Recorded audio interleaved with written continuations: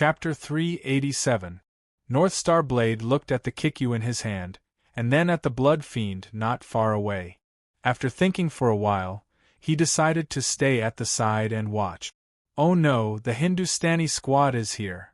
Adami Inoue immediately shouted when he saw the group of people running toward them.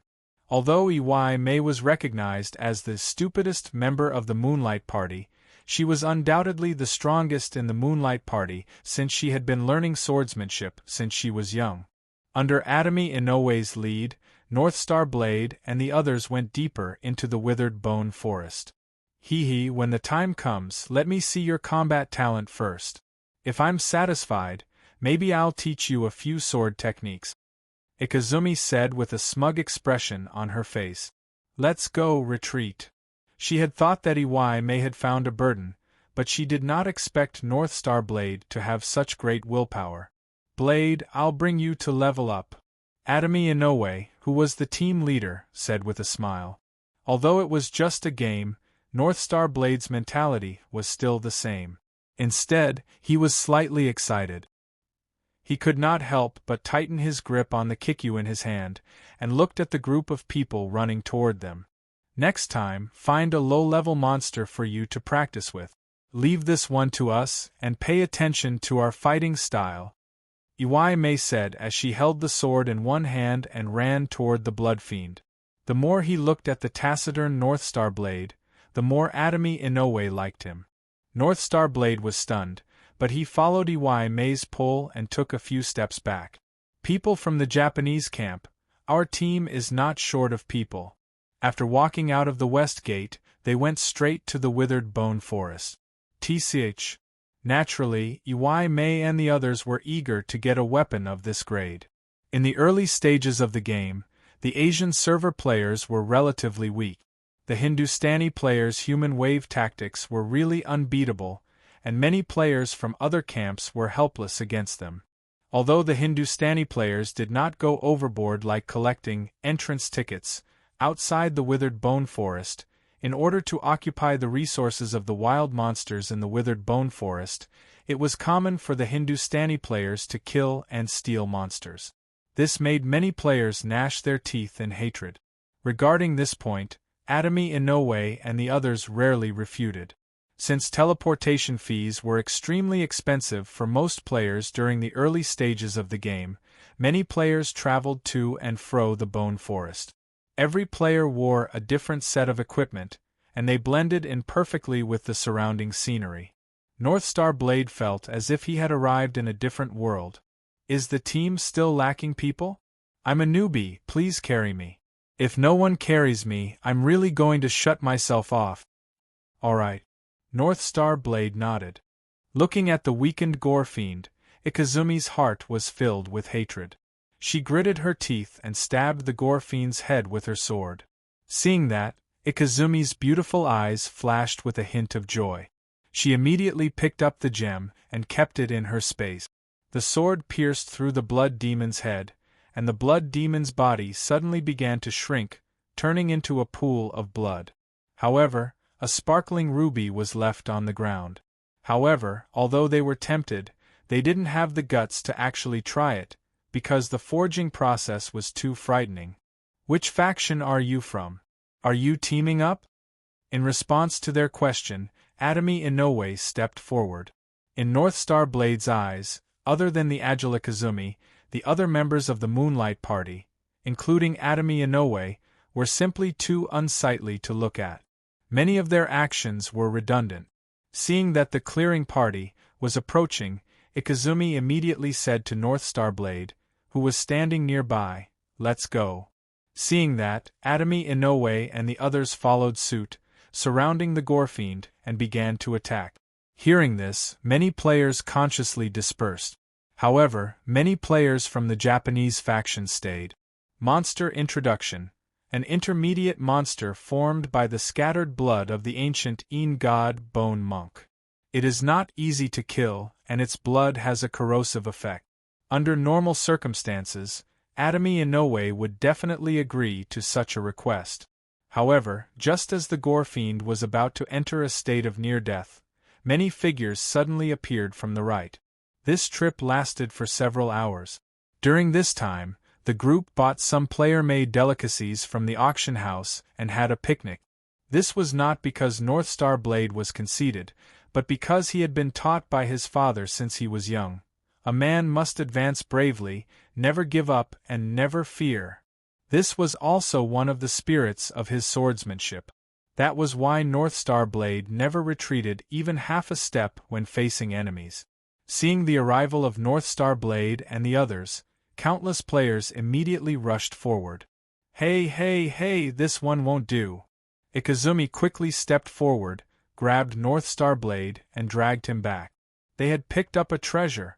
In a situation where there was no danger, the original ecological scenery of the Demon's Pine continent was really enjoyable for them. Move aside. We can't see the specific HP of the Gorefiend. It's too risky to continue. Otherwise, we'll have to wait for another 3 hours to revive. Atami Inoue immediately shouted at Ikazumi. Northstar Blade and the others finally arrived at the periphery of the Withered Bone Forest. Currently, the players of the Asia server had explored a total of 3 areas that could be used for training, including the Withered Bone Forest.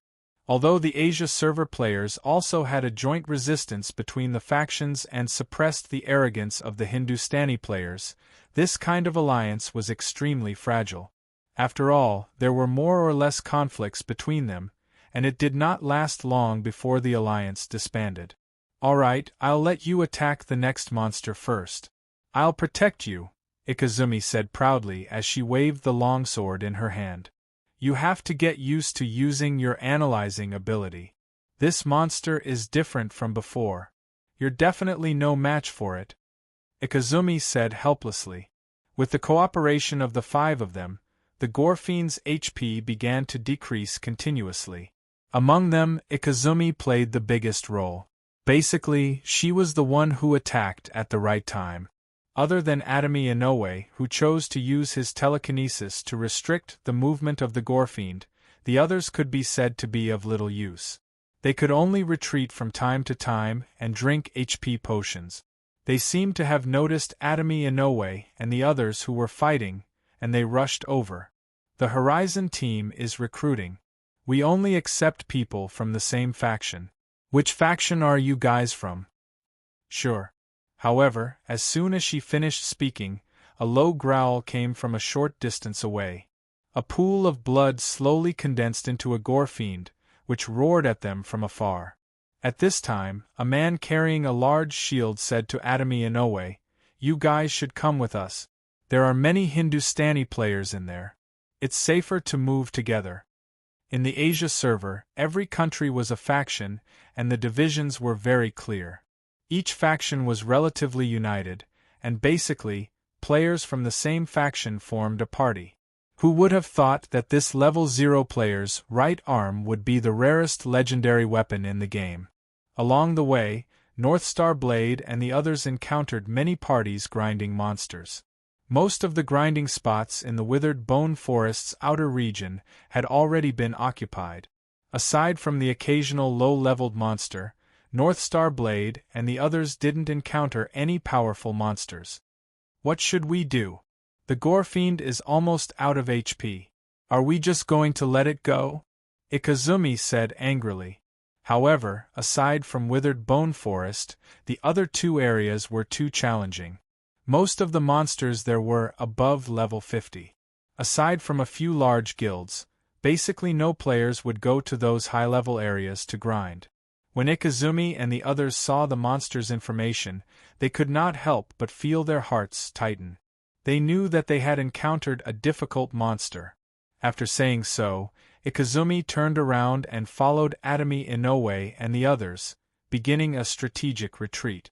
As for Atami Inoue and the others, who were not very strong, their usual grinding spot was still the Withered Bone Forest. Under Atami Inoue's lead, the party of 6 advanced toward Burning Sky City's western gate. However, before they entered, many kind-hearted players in the surroundings warned them that there were many Hindustani players clearing the area. Northstar Blade smiled and nodded when he heard the warning. As far as the eye could see, players could be seen everywhere outside the withered bone forest. Some were in small groups, while others were in parties. There were also many independent players among them. However, Atomy Inoue and the others had long since adapted to this environment. North Star Blade, on the other hand, had even slain a spirit-branded retainer. Naturally, he had no fear of monsters. In the year 2319, India's population was the largest in the world. Moreover, with the development of technology, virtual reality equipment had become common in the country. Naturally, the number of players in India was also the highest. Sure. North Star Blade nodded. Now that he had a legendary tier weapon that could grow with him, Atomy Inoue felt that his potential was limitless. However, the quiet withered bone forest easily made people nervous. Even the slightest rustle in the wind was extremely clear. As they advanced deeper into the withered bone forest, Ikazumi suddenly turned around and asked North Star Blade, "Blade, do you want to give it a try later?" North Star Blade was stunned. He could tell that the group of players coming toward them did not seem to be friendly. Atomy Inoue and the others did not object to this. In fact, North Star Blade was also itching to give it a try. After all, he had obtained the Kikyu and had yet to test its power. It was a very unbearable feeling. Although there was nothing he could do, he still had to continue grinding monsters. After all, this was the only way to level up and obtain soul coins and other resources in the early stages of the game. Unless one paid extra, no one could avoid it. Atomy Inoue and the others also hated the Hindustani players. However, at this time, North Star Blade began to walk toward the Blood Fiend. At the same time, he reached out and removed his right arm, transforming it into a Kikyu Tachi. Apart from the silly Ikazumi, the other members of the Moonlight team shared the same thought. Compared to the entrance of the withered bone forest, the players inside were relatively spread out, so it was not as crowded. But it was a game, after all, North Star Blade thought. However, the deeper they ventured, the more dangerous it became. Aside from the high-level monsters, the Hindustani players were also the biggest threat to them. Originally, they wanted to use the teleportation point at the west gate to reach the withered bone forest. After all, it would take a lot of time to walk. "Didn't you say that I should go first?" North Star Blade was surprised. However, this time was different. She wanted to help North Star Blade level up. Leaving a level 0 player in the team to gain EXP would obviously cause a lot of dissatisfaction. Therefore, she once again rejected the goodwill of the surrounding players. After approaching the Blood Fiend, she slashed the Blood Fiend's right shoulder with a sword draw. As the Blood Fiend attacked, she dodged to the side. Blood Fiend, level 49. However, Ikazumi suggested that they walk this time so that the new player, North Star Blade, could experience the environment of the game world. But why did he have to run? Ikazumi and the others' eyes lingered on North Star Blade's right arm as they walked out of the ancient tree's forging room. After the crowd dispersed, Atomy Inoue waved his hand and led North Star Blade and the others into the withered bone forest. Chapter 388.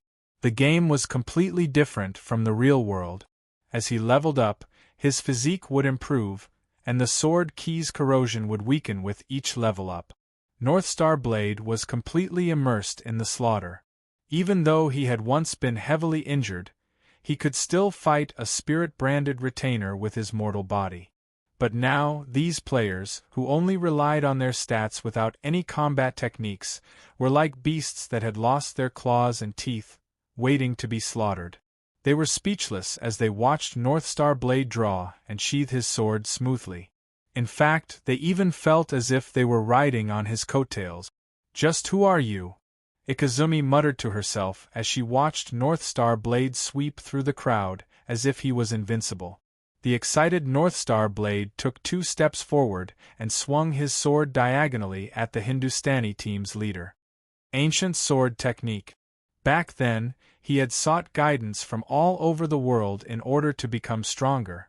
The sword techniques he had learned were a combination of the strengths of many schools of thought and his own understanding of the sword. Ikazumi's eyes widened in shock as she watched from afar. As the golden light of leveling up flashed, the members of the Hindustani squad trembled in fear. They could not believe that this person was leveling up while fighting them, and they could not believe that his strength could be so terrifying. Even though they fought him hysterically, they could not stop the black Grim Reaper in his hand. North Star Blade's level increased bit by bit as he fought. Soon, he reached level 3. Level 4. Level 5. North Star Blade's attack didn't disappoint. The sword key formed a black cross and pierced through the Hindustani team's leader. When she was analyzing the Kikyu sword, she saw that the binder's name was North Star Idao, but she didn't think much of it at the time. After all, Japan didn't have the surname North Star because of the One Blade sect. But after seeing the sword technique North Star Idao was displaying, she was sure that North Star Idao was the successor of the North Star family's One Blade sect. North Star Blade's dormant Kenshin awakened. He was like a bloodthirsty beast, his eyes radiating absolute oppression and killing intent. The Kikyo was like the Grim Reaper's scythe in North Star Blade's hands. Every strike was ferocious and destructive. This was a circle that respected the strong. As long as you were strong enough, you would be able to win the admiration and respect of others. The Hindustani party's objective in the withered bone forest was to loot and clear out players. Naturally, they didn't waste any time with words. After surrounding North Star Blade and confirming that he couldn't escape, they launched an attack. With a furious roar, he flipped the Kikyu in his hand and quickly struck out. This was because he had comprehended North Star One Blade's sword intent. It was a boundless, peerless sword intent that contained an aura of destruction. This was something that her senior brother in the Sword Pavilion, and even all the sword arts masters she had met, did not possess. North Star One Blade's attack had been a feint. He'd planned to find a weak point in the enemy's defense after the strike, but he hadn't expected that the Kikyu would suddenly tremble. Then, a black crescent of sword energy broke free from the Kikyu and slammed into the leader's shield, sending him flying. Wah! One Blade! You're actually pretending to be a pig to eat a tiger! Atami Inoue exclaimed, laughing as he ran towards North Star One Blade. Bei Chen! She had only been 7 years old at the time, but she'd heard of North Star One Blade before. What shocked the Hindustani players was that not only were North Star One Blade's attacks incomparably sharp, but his movements were also domineering. Not only were they outnumbered, but they were also being used by North Star One Blade to pin down each other. But at this moment, Yumi once again recalled the time when she was a child, hiding in her room and calling out for her father, only to never see that stalwart figure. Scatter! Scatter! The leader of the Hindustani players ordered them to scatter. He knew that they wouldn't be a match for North Star One Blade if they continued to fight. North Star One Blade was using his emotions to wield his sword. Swordplay was merely a form of attack. His sword intent was the key to victory. This was his unique swordplay. North Star One Blade's movements were so practiced that the Hindustani players had no time to react. By the time they realized what was going on, North Star One Blade had already killed 3 players and broken out of the encirclement. North Star One Blade slowly closed his eyes when he saw this. Retreat! Retreat! At this time, the Hindustani team members who had been slaughtered to the point of collapse finally gave up on fighting and scattered in all directions. His sword intent became more solid during the battle, and his sword heart was awakened bit by bit and improved. At this time, the members of the Hindustani team surrounded North Star Blade in a hubbub. Yumi stood rooted to the ground, staring at North Star One Blade who had become one with his Kikyu. Her eyes were filled with disbelief. Game notification: you have used the hidden skill sword key in the game. Please comprehend it on your own. You may create your own skill after reaching a certain level of proficiency. That's not right. Why does he know Ki-type swordplay? North Star One Blade Legendary. Yumi bit her lip and tightened her grip on her sword. At this moment, North Star One Blade was in the zone, and he could not help but smile. North Star One Blade was a miracle in and of itself. However, she was different. She hated North Star One Blade. She hated him for killing her father. North Star One Blade was surprised to discover that his body had become lighter, and his perception of his surroundings had become sharper. North Star One Blade smiled when he heard this. Just as he was about to speak, he noticed Yumi looking at him with a complicated expression. There was hatred in her eyes, as well as her reluctance to accept this compromise. Among them, Yumi was undoubtedly the most shocked. As soon as he finished speaking, North Star One Blade slowly raised his kikyu and moved his left foot forward, assuming a saber-wielding stance. Sword Ki. North Star One Blade's expression froze when he saw this.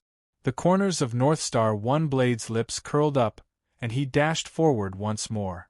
Although the EXP gained from killing other players was minuscule, North Star One Blade, who was still level 0, did not require much EXP to level up.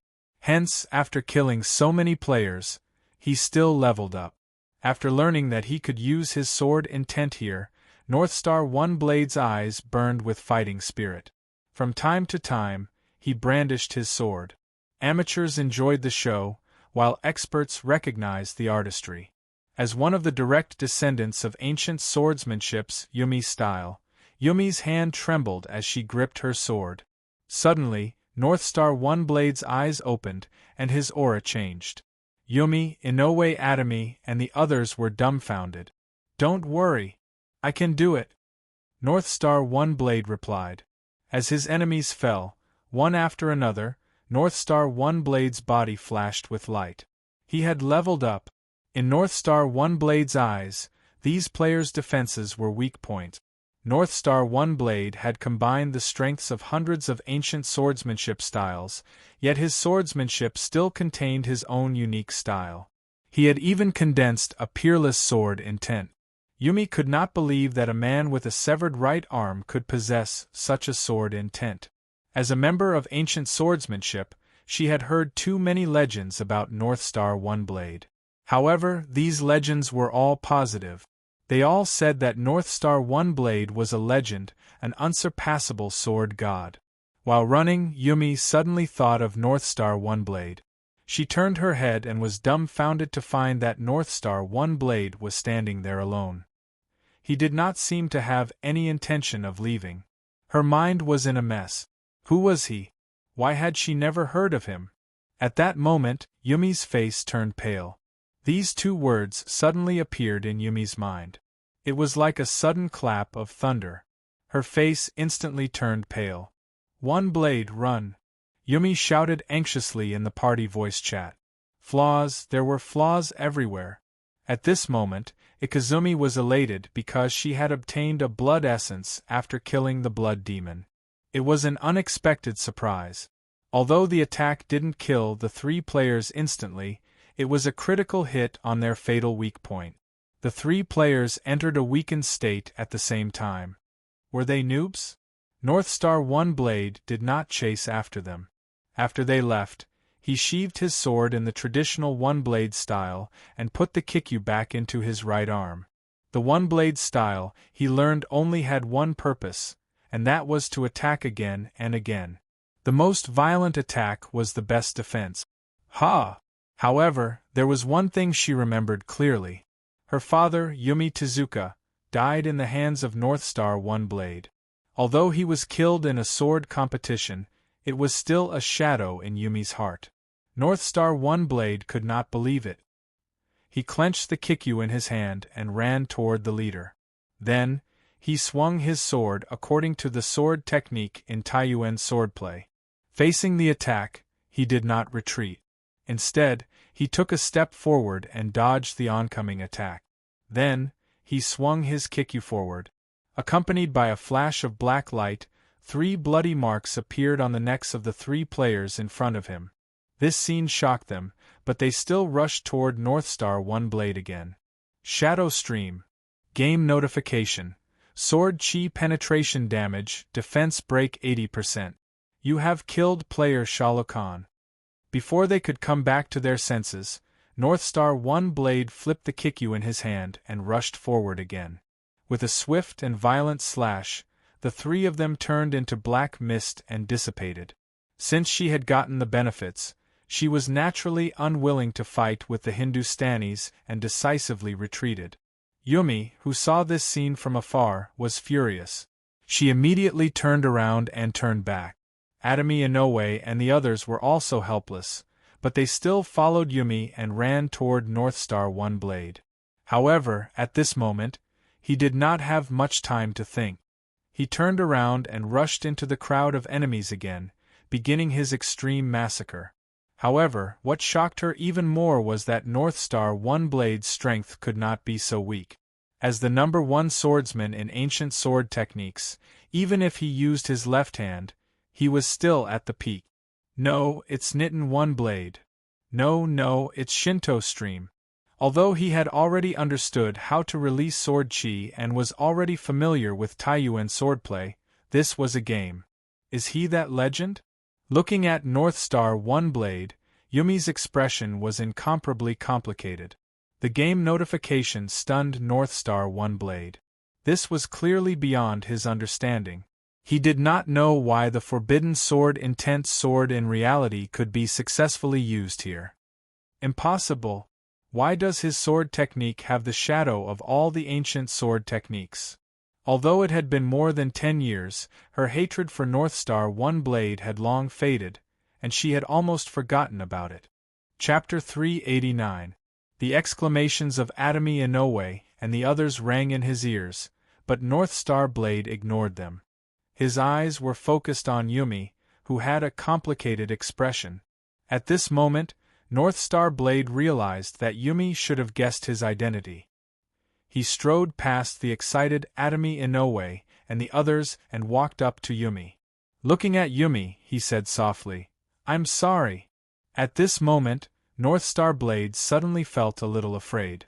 Even when facing a strong enemy, he could endure the pain and torture, but now he felt inexplicably flustered. He was afraid that Yumi would not forgive him. Yumi Tezuka's death had always been a knot in North Star Blade's heart. Even though more than a decade had passed, the guilt in his heart had not faded. "You're that North Star Blade." Yumi raised her head, her eyes filled with tears. North Star Blade did not hide it anymore and nodded lightly. "I'm out of prison. Why did you approach me? Why?" Yumi suddenly asked angrily. She suddenly remembered that when they first met, North Star Blade once asked her, "Who is Ikuchi Tezuka to her?" At this moment, Ikuchi Mei felt that she was deceived, and she was deceived by the enemy who killed her father. "I want to make it up to..." Before North Star Blade could finish, Yumi interrupted. "That's enough, North Star Blade. You're a legend, you're very strong, and you're the idol of many, but I, Yumi, don't need your pity. Even though I know that my father died in a swordsmanship competition, I still hate you." At this moment, Yumi's eyes overflowed involuntarily. At this moment, her feelings were extremely complicated. During their interaction, she had already regarded North Star Blade as her friend and partner, but she did not expect North Star Blade to be the person she hated the most since she was a child. She could not accept such a gap. Looking at Yumi, North Star Blade opened his mouth, but did not know what to say. During their interaction, he found that Yumi was a very naive and optimistic girl. She seemed to be happy all the time, but at this moment, because of him, at this moment, Atami Inoue and the others arrived and asked Yumi in confusion, "What's wrong?" Yumi did not answer. Under the surprised gazes of Atami Inoue and the others, she suddenly chose to go offline. Seeing this, North Star Blade's heart tightened, and he chose to log off as well. Only the stunned Atami Inoue and the others were left behind. They obviously couldn't understand how the victory they were supposed to celebrate suddenly turned into this. After logging off, Yumi opened the gaming cabin and dashed downstairs. At this moment, her mind was a mess. She didn't know how to face North Star One Blade. It had been more than 10 years, and this kind of hatred had become very vague. Rather than saying that she hated him, it was better to say that she wanted to hate him. At this moment, she wished that she didn't know the truth. At this time, North Star Blade also exited the game cabin. He turned his head to look at Akarmai's cabin, only to discover that the cabin door was open and Akarmai was nowhere to be seen. He immediately got up and ran down the stairs. North Star Blade was in a state of panic. He knew that everything was because of him. He even felt that he shouldn't have approached Ju Heimei to make up for the guilt in his heart. At this moment, what Ju Heimei needed the most was to calm down, not to see him. However, he was also afraid that Yumi, who had lost control of her emotions, would be in danger. With complicated feelings, he still chose to chase after her. Outside, it was raining cats and dogs. Akarmai ran madly, using this method to vent her emotions that she had nowhere to vent. Behind her, North Star Blade followed closely. As if noticing North Star Blade behind her, Akarmai suddenly stopped and turned around. Her bloodshot eyes glared at North Star Blade, and her fists gradually clenched. Then, he charged at North Star Blade, raised his fist, and punched North Star Blade's cheek, knocking him to the ground. "Why are you still following me?" North Star Blade didn't say anything. He quietly crawled up from the ground. Bang! Akarmai moved her right foot forward, causing North Star Blade to stumble. At the same time, she punched him in the face, knocking him to the ground and causing a splash. "I'm asking you why." North Star Blade still didn't say anything. He quietly got up and stared at Akarmai, his eyes filled with pain and guilt. The look in his eyes made Akarmai panic. She gritted her teeth and swung her fist at North Star Blade again, knocking him to the ground again. However, North Star Blade still didn't resist. His body trembled and he staggered to his feet. Because of the aftereffects of cultivating the Taiyuan sword intent, his body was currently very weak. These few punches made him feel powerless, but he still chose to face them. He didn't expect Akarmai to forgive him. He only hoped that she would feel better, and that he would feel better. Again and again, he was knocked down, and again he stood up. The bruises on his face ruptured and blood flowed from them. However, North Star Blade stood up again, trembling. "North Star Blade, what is the meaning of this?" Akarmai looked at the battered North Star Blade in the rain. She couldn't bear to attack him anymore. "Don't you want revenge?" North Star Blade steadied himself and looked at Akarmai. Hearing this, Akarmai couldn't help but be stunned. "I can give you a chance. Are you pitying me?" Akarmai said angrily. "I don't have many years left to live, but my life is filled with regrets and irreparable guilt. Father, mother, Uncle Akarmai, Uncle Tezuka, Kikyo, I've let them down, but I don't have a chance to make it up to them anymore. But the moment I saw you, I seemed to have found the motivation to live again." At this moment, North Star Blade spoke of his experiences, as well as his pain. He had been repressed for too long. Nothing had gone his way since he was young. Even North Star Blade felt like he was the bane of all existence. He only brought pain to everyone around him, and left only pain for himself. So he never asked for anything. He only wanted to make up for the mistakes he had made. Akarmai was stunned as she listened to North Star Blade's story. Although she had heard many legends about North Star Blade, she had never truly understood him. She didn't know what he had gone through. From North Star Blade's description, Akarmai seemed to see a lonely figure holding a sword with one hand, walking alone on a desolate road. All that surrounded him was darkness and coldness, and the only thing he could rely on was the sword in his hand. But even so, that sword still didn't bring him any hope. "I don't have any ulterior motives. I just want to protect you. I want to use my remaining few years to protect the innocent and kind you. I'm not pitying you, I'm pitying myself. I just want to make myself feel better." Cough, cough. North Star Blade coughed up a pool of blood as his body swayed. "I don't ask for your forgiveness. If you still hate me, you can take my life at any time. I'm willing to do so." North Star Blade stood up straight again. I don't want to kill you. I don't want to dirty my hands. Looking at Northstar Blade, Ikarmai suddenly took a step back. Now that she understood Northstar Blade's story, she deflated like a balloon. The anger in her heart instantly vanished. Even if she wanted to hate Northstar Blade, her hatred was too vague.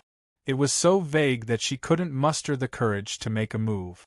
Northstar Blade couldn't help but cough again as he looked at Ikarmai. Blood dripped down from the corner of his mouth. Get out of here! Ikarmai couldn't bear to see Northstar Blade, but she gritted her teeth and said, Get out of here! This time, Northstar Blade didn't insist. He could sense that Ikarmai's anger had subsided, so he could relax. He silently turned around and hobbled away. At this moment, he once again had no goal. He didn't even know where the road ahead of him was. It was like before, it was like he was supposed to be alone. Northstar Blade mocked himself in his heart. Ikarmai stared blankly at Northstar Blade's lonely figure as he walked away. She suddenly didn't know what to do.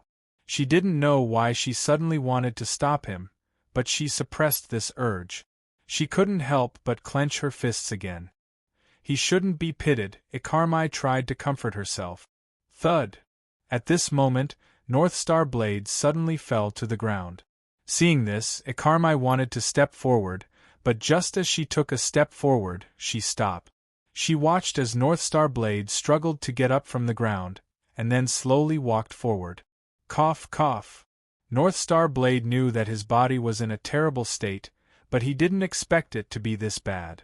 It was just a few punches, but it was already difficult for him to walk. Was he really a cripple? He gritted his teeth and persisted, trying to get out of Ikarmai's sight so that she wouldn't be angry or sad because of him. However, his legs were unusually heavy, and as he staggered forward, he couldn't help but cough up blood. Back when he cultivated his sword intent, his internal organs were already damaged. It was already a miracle that he was still alive, but his body couldn't bear the burden. His vision gradually blurred at this moment. He continued to walk, but his body still involuntarily lost its balance, and once again fell heavily to the ground. Just as he was about to struggle to his feet again, he felt someone helping him up. He turned around and saw that it was Ikarmai. I didn't want to save you. Don't look at me like that. Ikarmai glared at Northstar Blade. Northstar Blade didn't say anything. He just looked at Ikarmai. Don't flatter yourself. I've thought it through.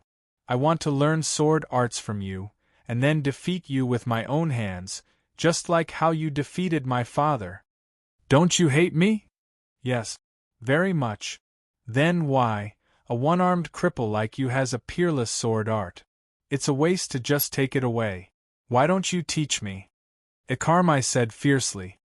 Hearing this, Northstar Blade couldn't help but be stunned. Are you going to teach me or not? Ikarmai glared again. Yes. At this moment, a smile suddenly appeared on Northstar Blade's face. At this moment, Ikarmai was like a rainbow after the rain, silently moistening his heart, giving him hope and motivation again. At this time, Inoue Atami and the others were waiting anxiously in the living room. They didn't know what happened. Why did Northstar Blade and Ikarmai suddenly leave without any news? They couldn't help but worry. At this time, two figures appeared at the door. With Ikazumi's help, Northstar Blade slowly made his way into the room. What happened? How did Blade become like this? Seeing this, Inoue Atami immediately stood up and helped Ikarmai help Northstar Blade to the sofa, then asked. Oh, he fell when he was outside just now. Hearing this, Ikarmai's eyes began to wander around, looking very guilty. Really?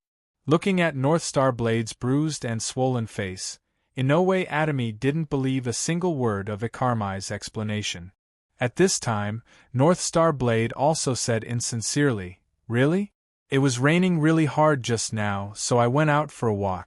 I don't know why, but Blade followed me. Then, maybe because he only has one arm, it's hard for him to control his balance, and the rainy road is relatively slippery, so Blade kept falling. Thanks to me supporting him, he was able to come back. Ikarmai blushed as she made up a story full of loopholes. Inoue Atomy glanced at North Star Blade and said to Ikarmai with squinted eyes, "Probably every time he fell, his face hit the ground, right? More or less. It can't be helped if his sense of balance is bad," Ikarmai said, feeling increasingly guilty. "Then can you tell me why you suddenly ran out on such a rainy day without an umbrella?" Inoue Atomy continued to ask with squinted eyes. "Just now I suddenly saw a notification from the gaming cabin that it was raining heavily outside, and then I don't know why, but I wanted to go out and take a shower." Hearing this, Inoue Atomy and the others showed disdain on their faces. "Little May, with your IQ, you really can't make up a reliable story. I seriously suspect that you beat Blade up." I didn't. I'm such a lady, why would I hit someone?" Ikarmai's guilty conscience made Inoue Atomy and the others realize that North Star Blade was really beaten up by Ikarmai. At this moment, they automatically imagined many scenes of a young couple quarreling. Moreover, they finally understood why Ikarmai brought the one-armed North Star Blade along. It was because the two of them had a very close relationship. Moreover, North Star Blade knew very powerful swordsmanship. Obviously, this person was a master of the Ikegami Dojo, the kind that had an unclear relationship with Ikarmai. While Ikarmai was astonished, Inoue Atomy's face showed an expression of sudden realization. Then, he mischievously winked at her. "Ikarmai, next time let's talk things over. Don't throw a tantrum like a child. Look at how badly you beat Blade up. Since we've decided to be together, we should learn to understand each other," Inoue Atomy said solemnly. "Ikarmai, North Star Blade." At this moment, Lu Wu, who was behind the scenes, was also observing North Star Blade. Seeing this scene, he suddenly felt a toothache. He did not want to eat this wave of dog food. Initially, when Lu Wu saw the notification from the battle artifact, "Super Gifted Player in Danger," he thought that something had happened. He immediately used the artifact to observe North Star Blade. He did not expect it to turn out to be a wave of dog food. At this moment, Lu Wu felt very uncomfortable. "I've spent so much effort to nurture you. I didn't expect you to be this kind of North Star Blade. How could you win over such a cute girl with just a few words? How disappointing." Thinking of this, Lu Wu looked at Bailey, who was sitting on the sofa happily eating snacks. Then, he sighed dejectedly and continued to look at the artifact with a bored expression. Chapter 390. Among the four main servers of Battle Online, the Asia server had a very special position. To the players of the original server, the European server, and the Naraka server, the Asia server had nothing but a huge advantage in terms of the number of players. The sense of superiority in terms of strength was common in the other three servers. Although it was widely acknowledged that the original server was the strongest among the few servers, the Naraka server and the European server had their own pride. For example, the Naraka server. In their opinion, the region they were in was the most difficult to survive in. Being able to establish a foothold in such a map was enough to prove their strength. Coupled with the rapid development of technology in the early stages and the addition of IR, they felt that the cross-server war would be the world of the Naraka server players in the later stages. In the eyes of the European server players, the expert players in their server were second only to the original server. They had the same huge potential for development in the later stages. Moreover, they were the only camp with a Ghost Emperor NPC. If the Evil King were to join them, the other servers would be no match for them. Every server had its own pride and ambition, but the Asia server was the only one that had nothing special other than the advantage in terms of numbers. Moreover, the civil war in the early stages of the Asia server was endless. The friction between the camps was escalating, so the advantage in numbers could not be shown at all. Moreover, the Asia server was the server with the shortest history, so its overall development was the slowest. It had no advantage over the other servers. Therefore, in the eyes of the players of the other three main servers, If the cross-server war was going to start soon, the Asia server was purely a byproduct of the competition. It had no chance of winning the championship. The champion would still be chosen by the players from the original server, the European server, and the Naraka server. However, on this day, the Asia server forum was very lively because someone had posted a video. In the eyes of many players in the Asia server, this video symbolized their rise. It also represented that they had finally welcomed the first top player among the expert players. In other servers, they were collectively known as the cheaters. The Moonlight Guild is recruiting expert players. Although there are not many members in the guild, all of them are elite. Watch the video for details. Original poster, Miss Adam, attached video.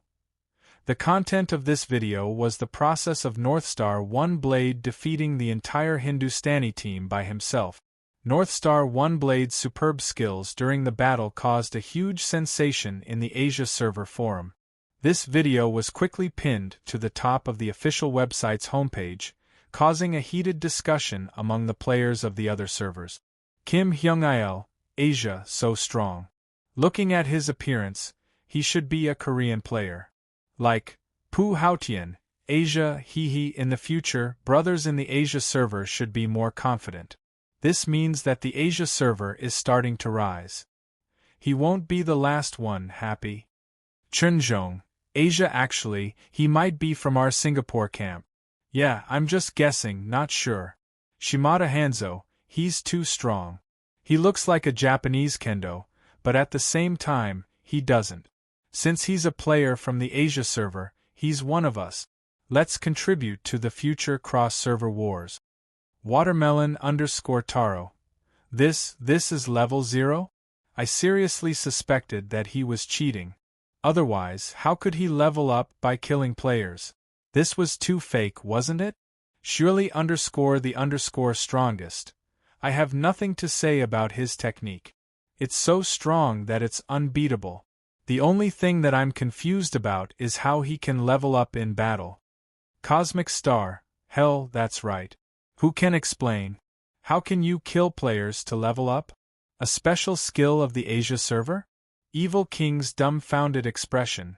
Amidst the chatter of the players, the original poster, Adami Inoue, edited his post again and added a picture of a weapon. Platycodon. JPG. This time, the spectating players couldn't stay calm. Crayon_Shinchan. A legendary weapon at level 0, and it can still grow. Are you kidding me? I'll report you with my real name. A large wolfdog replied to Crayon_Shinchan. I'm begging you, please reveal your real name for once. I'm waiting for you to reveal your real name. Don't reveal your real identity every time you threaten me. Crayon Shinchan replied to a large wolf dog, stroking the dog's head with a smile, Tonghua smoking calmly. Cultivating longevity. Actually, all of you are focusing on the wrong point. This legendary level weapon is only one of the reasons. His true strength lies in his own ability. I can feel his powerful sword intent through the screen. Apart from his own level, his realm is definitely not inferior to Ao Jian's. Smile emoji. Robot Tyrannosaurus, Europe, replied to Cultivating Longevity. It can't be. In my mind, Roving Sword should be one of the strongest cheaters. How can he compare? Doubtful. Cultivating Longevity replied to Robot Tyrannosaurus. I don't know much about sword intent, but from what I can see, his sword intent seems to be stronger than Roving Swords. The only shortcoming is that it's not as pure as Roving Swords. It seems to carry a lot of complicated things. AO Family Sword Technique. Northstar Single Strike? I'll remember it. I'm looking forward to fighting you. I'm really looking forward to it. I can be sure that you won't let me down. Your talent in swordsmanship reminds me of a former opponent. In other words, your sword intent is stronger than his. Brick moving _get_stronger replied to AO Family Sword Technique. Roving Sword, please add me as a friend. Can you help me level up? I like using swords too. Crayon_Shinchan. The battle for the Sword God is so terrifying. Why don't we take this opportunity to suppress the Asia server, and let them know that the original server is the boss? Laughing emoji. The entire forum became unusually lively after the release of Northstar Single Strike's battle video. In the beginning, everyone was discussing the fact that this level 0 player actually possessed a legendary equipment. They felt that it was unbelievable. After all, the total number of players in all the servers who possessed legendary equipment was only a single digit. However, the newly launched Asia server had a growth level legendary weapon. Moreover, it was in the hands of a level 0 player. This made the other players very surprised. However, with the appearance of Chi Ming, Roving Sword, and other professional players, the direction of the entire forum's discussion changed. They began to discuss Northstar Single Strike's individual skills in battle. Many players might not be able to understand the individual skills, but Roving Sword and the others gave a very good explanation. Although Northstar Single Strike did not have any flashy skills due to his low level, his foundation in swordsmanship was incomparably powerful in the eyes of those who truly knew the rope. This caused the group of professional players to be amazed. Seeing that the professional players had acknowledged this player so much, the audience immediately began to repeatedly watch Northstar Single Strike's battle video with a learning attitude. Although they were still dumbfounded, they all had the same thought at that moment. If so many professional players said that he was powerful, then he must be very powerful. It did not matter if they could understand it or not. Moreover, due to Northstar Single Strike's battle video, a wave of swordsmanship craze was created in the Asia server. Many Asia server players were fighting to imitate him. After all, the Asia server did not have any restrictions on the use of weapons. This was different from the original server, the European server, and the Naraka server. Basically, players of each class in these three servers had their own corresponding class weapon. It was not that they could not use other weapons, but that other types of weapons were simply not compatible with their own class. Naturally, they would not be able to obtain the bonus from the equipment. This was just like the rune masters of the original server. They could also use great swords and great axes, but their combat skills were all fist technique. Using great swords would instead limit the use of their own abilities. Similarly, the European server and the Naraka server were the same. It was obviously unreliable to let the paladin use a staff and the lightsaber mech use a sniper rifle. However, the Asia server was different. The unique characteristic of the Asia server was evolution. They prioritized themselves over equipment. Moreover, they did not have the ability to specialize in weapons. This caused the Asia server to blossom with various types of weapons. Even the unpopular shield-type weapons became popular in the Asia server. Many Heavens Bearers in the Asia server basically had a shield in their hands in the early stages. However, due to the appearance of Northstar Single Strike, many Asia server players began to favor swords. This even led to the booming business of many offline kendo gyms. The influence of the game Battle Online rose to another level with the launch of the Asia server. Indeed, every aspect of the game could affect reality. This was proven in many aspects. For example, Battle Online's official announcement of the start of the individual competition had caused many offline dojos and combat gyms to recruit a large number of new students from Battle Online. Another example was when the new expansion pack for the Sea region was first released. At that time, many players knew that the knowledge of sailing in reality could be applied in the game. Many players who wanted to focus on the development of the Sea region began to cram on the knowledge of the sea in reality. Because of this, there were even a few offline marine knowledge training classes with a high number of applicants. Also, when the Pharmacist Life class was first released, many players heard that the pharmaceutical knowledge in reality could be applied in the game. During that period of time, not only did many books on pharmaceutical knowledge sell well, but the number of new students recruited by medical schools was also much higher than in previous years.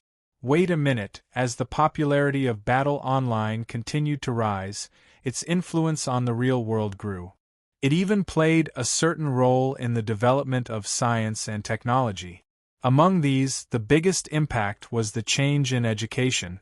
Due to the rapid development of modern science and technology, the Internet had reached the point where many students would be exposed to the information-rich online world. In the eyes of parents, a large number of fun and time-killing games were a malignant tumor that harmed their children's learning progress. However, in the eyes of many students, it was an irresistible temptation. It was also a topic of conversation between them and their classmates. It was even a form of comparison. In the modern world, students were basically not interested in comparing their grades. However, comparing their levels in the game, comparing their equipment in the game, comparing their achievements in the game, etc., was a hot topic of conversation among students during their spare time.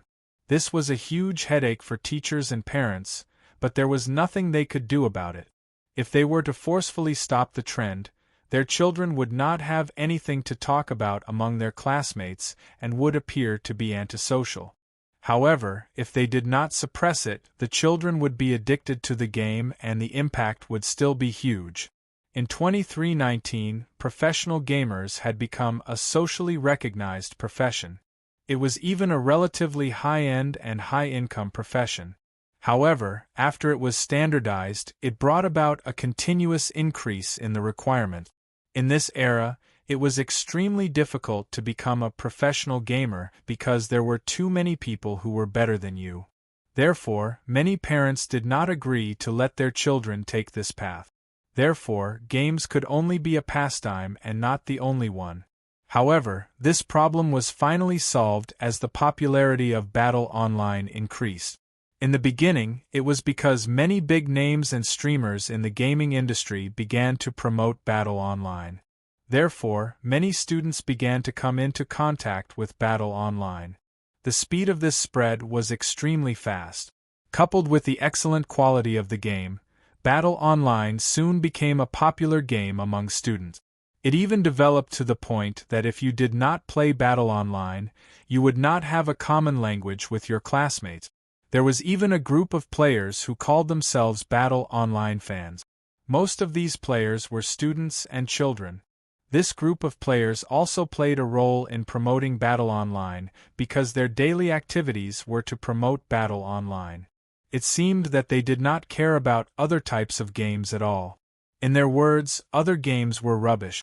If you did not play Battle Online, you would have to have bad taste. In the beginning, this group of players was indeed very repulsive.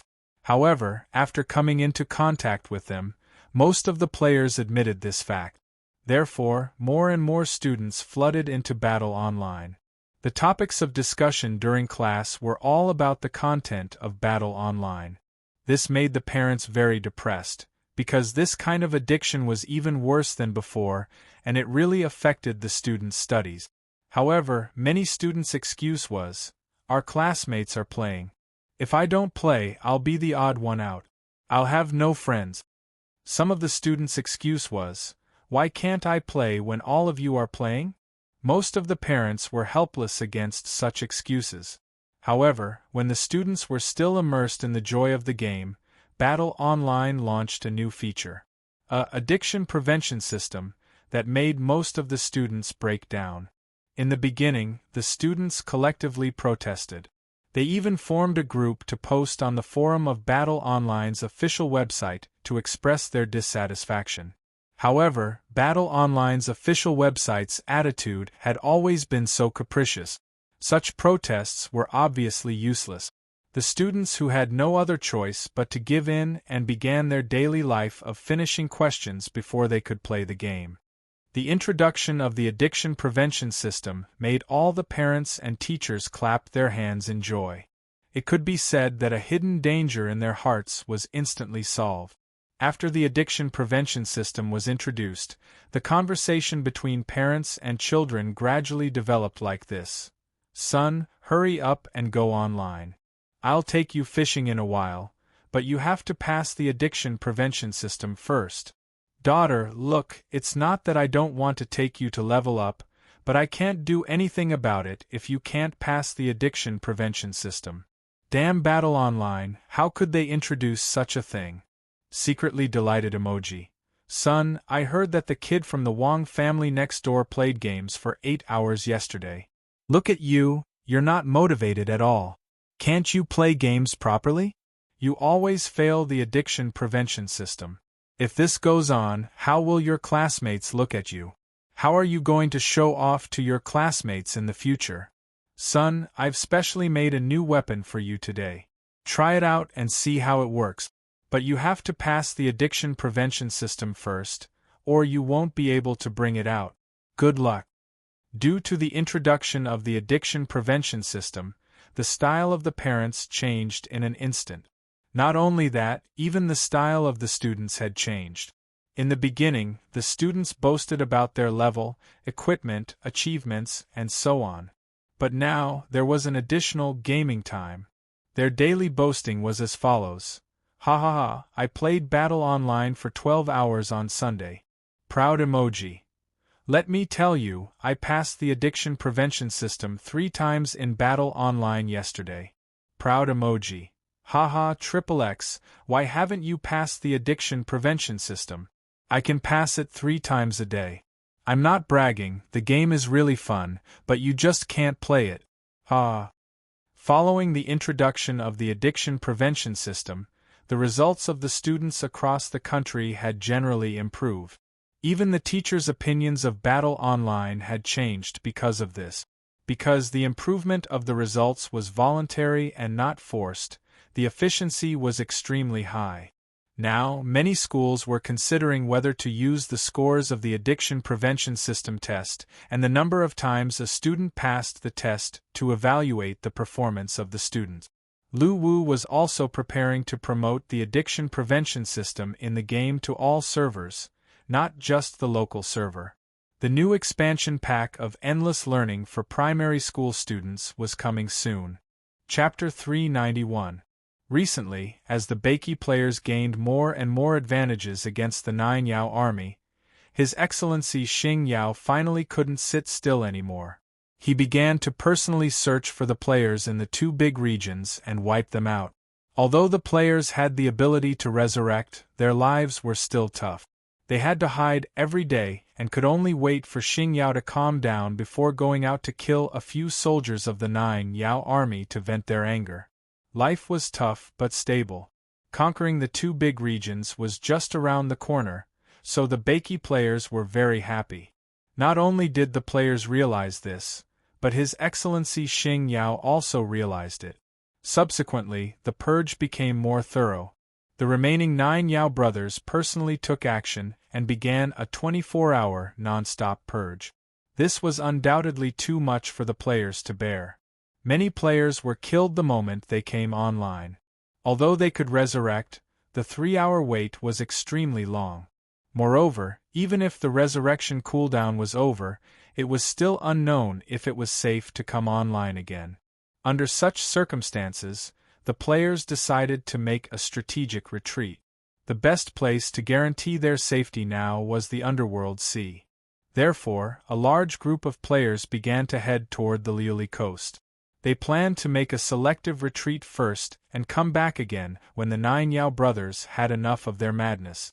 At the same time, the Underworld Sea was also a very suitable area for the players to develop. Many players missed the Sea King after not going out to sea for a long time. We don't even know if he misses us. Of course, regardless of whether the Sea King missed them or not, the players just wanted to see him now. They wanted to know how he was doing recently, whether his appetite was good, and whether he had beaten the *T out of Langia Island. Hence, waves after waves of players fled to the Liuli coast. They set sail and headed towards the Sea King. Kuelong Sea. The situation in the Kuelong Sea had become more and more complicated recently. A new force was rising rapidly, forming a third force that was equal to the new Mute Sea Nation, Sea King, and Langia Island. However, the new Mute Sea Nation, which was originally in a weak position, was able to take a breather in this situation. The Sea King had also hastened the pace of gathering the undead army, preparing for war at any time. However, the emergence of this third force was unexpected by the Sea King and Langya. Moreover, the Sea King and Langya were not familiar with the owner of this third force, but the Sea King's subordinates were very familiar with her. It was Tianlan, the daughter of one of the 7 kings, Tian Kuan, who was saved by Wang Damong. The way she rose was out of everyone's expectation in the Kuelong Ocean. This was because she had actually opened the Nether Sea Kingdom ruins and obtained the treasures within, as well as an incomparably large stone statue army. As the predecessor of the 8 Sea Kingdoms, the Nether Sea Kingdom once had the power to control the 3 seas. Even though it had fallen, the value of its inheritance was still incomparably huge. Moreover, there was an army of 100,000 stone statues in the Nether Sea Kingdom's ruins. Even the Sea King and Langya did not dare to underestimate this force. The workmanship of these stone statues was the same as the guardian statues of the 8 sea nations. In addition to the huge number of statues, Tianlan instantly rose to become the empress of the Kuelong Ocean. Her position as the third overlord was unshakable. The Sea King was extremely vexed when he found out the reason for Tianlan's rise. Because this power should have belonged to him. This Nether Sea Kingdom ruin was the Konkuan Island that he risked his life to go to. Back then, he was betrayed by his subordinate, Tian Kuan, and was ambushed there. In the end, he had to rely on the players to escape. He did not know how Tianlan managed to open the ruins with only the power of a ghost commander. However, now that the ruins had been opened, there was no turning back. He could not seize the stone statue army in Tianlan's hands. Moreover, although her existence was a big problem for the Sea King and Langya, no one dared to make the first move. Therefore, the Kuelong Ocean had become a 3-way stalemate. However, there was one thing that made the Sea King very nervous. He had just received news that Tian Kuan had been sent by Langya to Konkuan Island to ask for Tianlan's surrender. How could the Sea King not be angry at this traitor who almost put him to death? However, Tian Kuan had already surrendered to Langya Island. It was extremely difficult for him to capture this traitor, so he could only give up for now. However, what made the Sea King uneasy was that Langya Island had sent Tian Kuan to ask for Tianlan's surrender. This was very bad news for the Sea King. They were father and daughter. If the recruitment was successful, the Mute Sea King could basically prepare a backup plan. They were already at a disadvantage in the fight against the Langya Islands alliance. Moreover, Tianlan had the stone statue army, so they had no chance of winning. The Sea King could not stay calm when he received the news. He even planned to stop Tianlan himself. However, He Sui and his subordinates tried their best to stop him. They were afraid that this was another ambush. In the end, the Sea King could only give up. He could only hope that Tianlan had his own ambitions and would not agree to Tian Kuan's request. However, the development of the situation was obviously beyond the Sea King's imagination. At this moment, outside Konkuan Island, a giant octopus emerged from the bottom of the water and slowly climbed ashore. Tian Kuan, who had received the order, jumped off his mount and walked toward the island. At this moment, the ground trembled. Countless giant stone statues broke out of the ground and surrounded Tian Kuan. Tian Kuan's heart tightened when he saw this scene. He quickly said, "Tianlan, I'm your father. I'm Tian Kuan." However, no one paid attention to Tian Kuan. The guardian statues started to attack Tian Kuan. Each of these stone statues had the strength of a ghost commander or above. The tallest one even had the strength of a ghost king. This made Tian Kuan anxious. He could not help but call out Tianlan's name again. However, there was still no response. Tian Kuan retreated step by step in the face of the stone statue's attack. Just as he was about to retreat into the sea, all the stone statues suddenly stopped their attacks. Tian Kuan looked on in astonishment as a woman holding a golden scepter floated out of the island. She had long black hair and an elegant silver hairpin. There was not a trace of rouge on her face. This was a familiar face to Tian Kun. However, there was only indifference in her eyes. The respect she had shown him when they first met was gone. "Why are you looking for me?" Tian Lan asked Tian Kun coldly as he floated in the air. "Lan long time no see. Aren't you going to invite me in?" Tian Kun immediately smiled and tried to curry favor with her. However, his eyes would occasionally glance at the golden scepter in Tian Lan's hand. He had heard from the old shaman that this scepter was one of the symbols of the highest authority in the Netherworld Sea Kingdom, the Dark Sea King's scepter. Not only did it have many mysterious abilities, but the person who held it could also control all the guardian stone statues. This naturally included the 8 giant stone statues that guarded their 8 sea kingdoms. However, he had always thought that this scepter had been destroyed along with the Netherworld Sea Kingdom. He did not expect it to be hidden in the ruins of the Netherworld Sea Kingdom all this time. "What's the matter? Just say it." Tian Lan's expression did not change as he continued to ask. This made Tian Kun a little embarrassed. He could not help but ask again, "Lan don't you need to have the strength of a ghost emperor to open these ruins?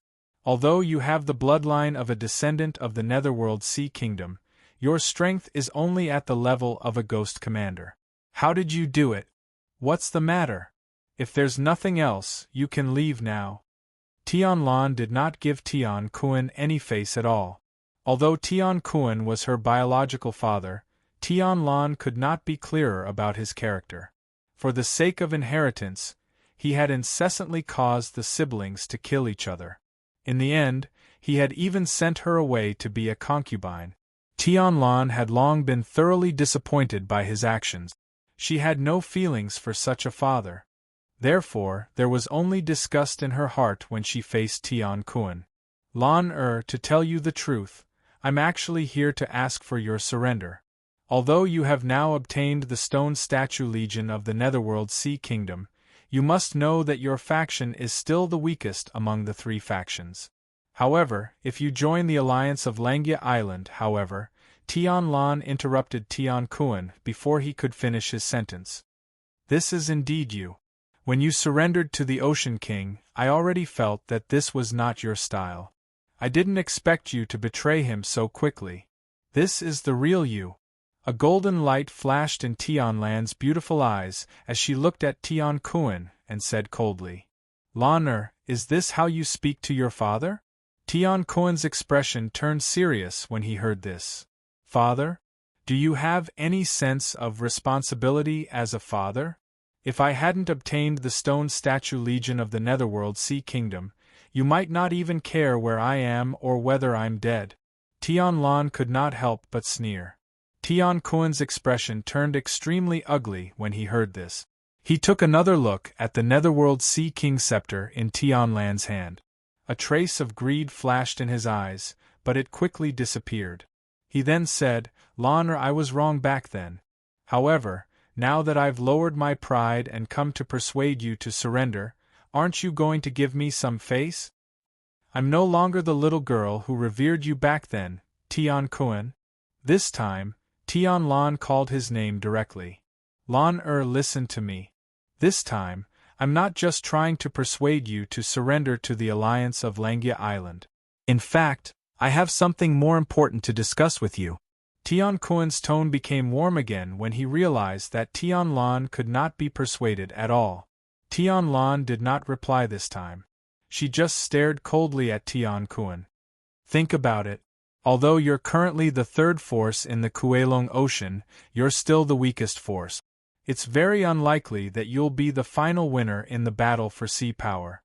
However, if you join the alliance of Langia Island, the Mutaisi nation of the Sea King will definitely suffer a crushing defeat. By then, the Sea King will have no other choice but to destroy the nation or retreat from the Kuelong Ocean. However, following the destruction of the Mutai Empire, the alliance of Langia Island will definitely disband. By then, you'll become the largest force in the Kuelong Ocean, far surpassing Langia Island." "What do you mean? Langia Island is only the leader of the alliance. Without the alliance, how can he compete with you? As long as you quickly take over Langia Island after the Sea King is destroyed and the alliance disbands, the entire Kuelong Ocean will become your territory. You'll also become the real Empress of Kuelong. Tianlan suddenly laughed after hearing this. It's really you. You've always planned your next step and always look at benefits.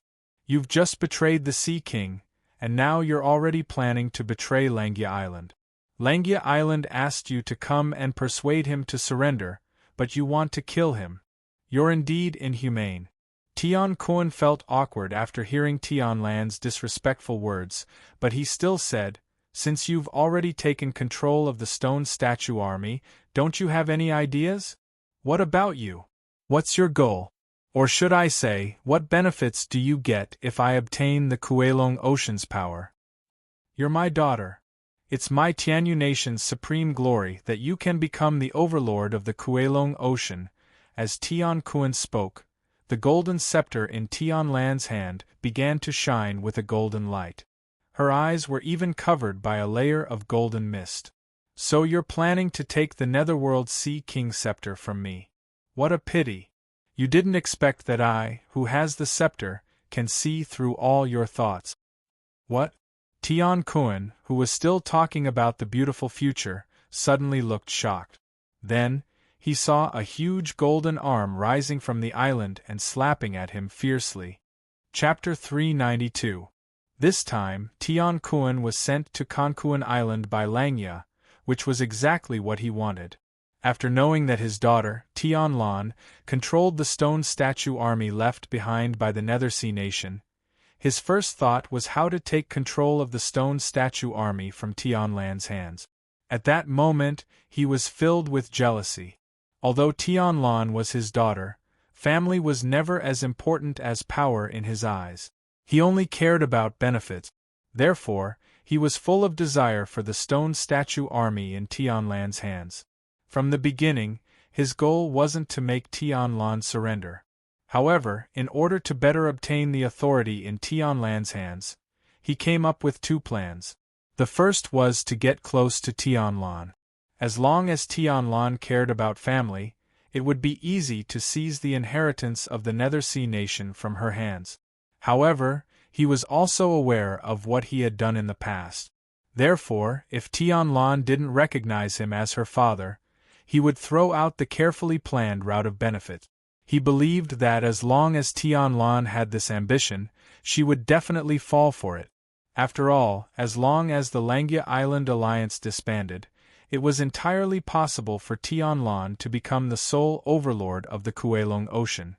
What he had to do was to find an opportunity to seize the inheritance of the Nethersea nation from Tianlan while assisting her.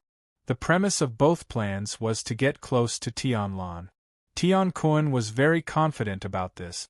Although he didn't pay much attention to Tianlan, he didn't believe that Tianlan didn't have any ambition since she could survive the fight for the inheritance among her siblings. In fact, Tianlan was indeed tempted.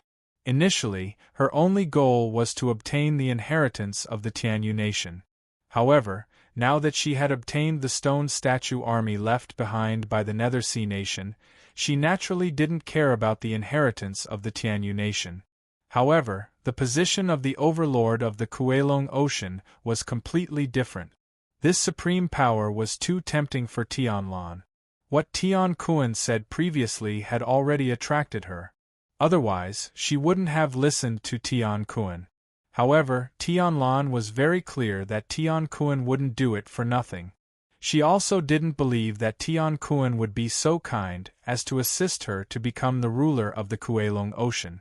Therefore, while Tian Kun was explaining, she used the ability of the Dark Ocean King Scepter, meditation.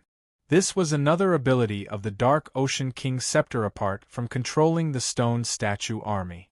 It was a special ability that could detect the target's hidden desire through their emotional fluctuations. Just now, she sensed Tian Kun's desire through this ability, and the target was the Dark Ocean King Scepter in her hands. Tian Kun didn't have good intentions from the beginning. Tianlan didn't even feel disappointed when her father had such thoughts because she knew Tian Kun too well. Tian Kun was just trying to snatch the Nether Sea nation's inheritance from her hands. In Tian Kun's line of sight, a giant golden arm rose from Konkuen Island and swatted at him. Lan what are you doing? Tian Kun was terrified when he sensed the boundless pressure from the giant golden arm. He hurriedly turned to Tian Lan and shouted, I is I Tian K Tian I your father? I Tian your Tian Lan? Looking at the approaching golden arm, Tian Kun wanted to escape. However, the scepter in Tian Lan's hands emitted a golden light that locked him in place. No matter how hard he attacked, he couldn't break the golden barrier. Actually, your idea isn't bad, but you're still an unstable factor. Please die. As soon as Tian Lan finished speaking, the huge golden arm slammed into Tian Kun, who was locked in place. The entire island shook violently. The violent wind pressure blew the seawater around Konkuen Island back a few meters. When the huge golden arm lifted up, it left a huge palm print where it had been. Tian Kun had been smashed into smithereens, leaving no trace of his existence behind. Tian Lan smirked as she looked at the palm print. Then, she looked in the direction of the sea with anticipation. At this moment, the dark ocean king's scepter glowed with golden light, and a golden shadow emerged from it. It was a man in a golden robe with an unusually dignified face. He first looked at the palm print below, then at Tian Lan. He's your father. So what? Yes, so what? The man smiled and said again, You're right. What do you plan to do next? Tian Lan turned to look at the golden shadow and said, I'll restore the Nether Ocean, starting from the Kuelong Ocean domain. I'll rebuild the Nether Ocean nation that spans across the 3 major ocean domains and become a true empress, just like the Nether Ocean Empress. You can't do it if you only rely on the stone statue army. The man made of golden light shook his head and said, Ambition is a good thing. It can help you improve and become stronger. However, if your ambition is too great and doesn't match your strength, it will destroy you. As long as I accept the inheritance of the Nether Ocean Empress, I believe I have the ability to do so, Tian Lan said solemnly as he looked at the man made of golden light. Ambition is something that will continuously expand along with your strength. When you become stronger, you will then pursue things of a higher level. This was the case for the Empress in the past. Her dream was just to become the lord of a sea region, and she achieved this goal very quickly. However, as her strength grew, she was no longer satisfied with being a lord of a sea domain. Later, she started a war. After gaining control of the Void Ocean, she chose to attack the Kuelong Ocean. Later, she took over the Jade Spring Ocean and became the lord of the 3 major ocean domains, establishing the incomparably powerful Nether Ocean nation. However, even though she obtained everything she once desired, her ambition was no longer satisfied. It was this boundless ambition that killed her. How did she die? Tian Lan asked subconsciously as he looked at the dignified man made of golden light. Upon hearing this, a trace of sadness flashed in the eyes of the man made of golden light.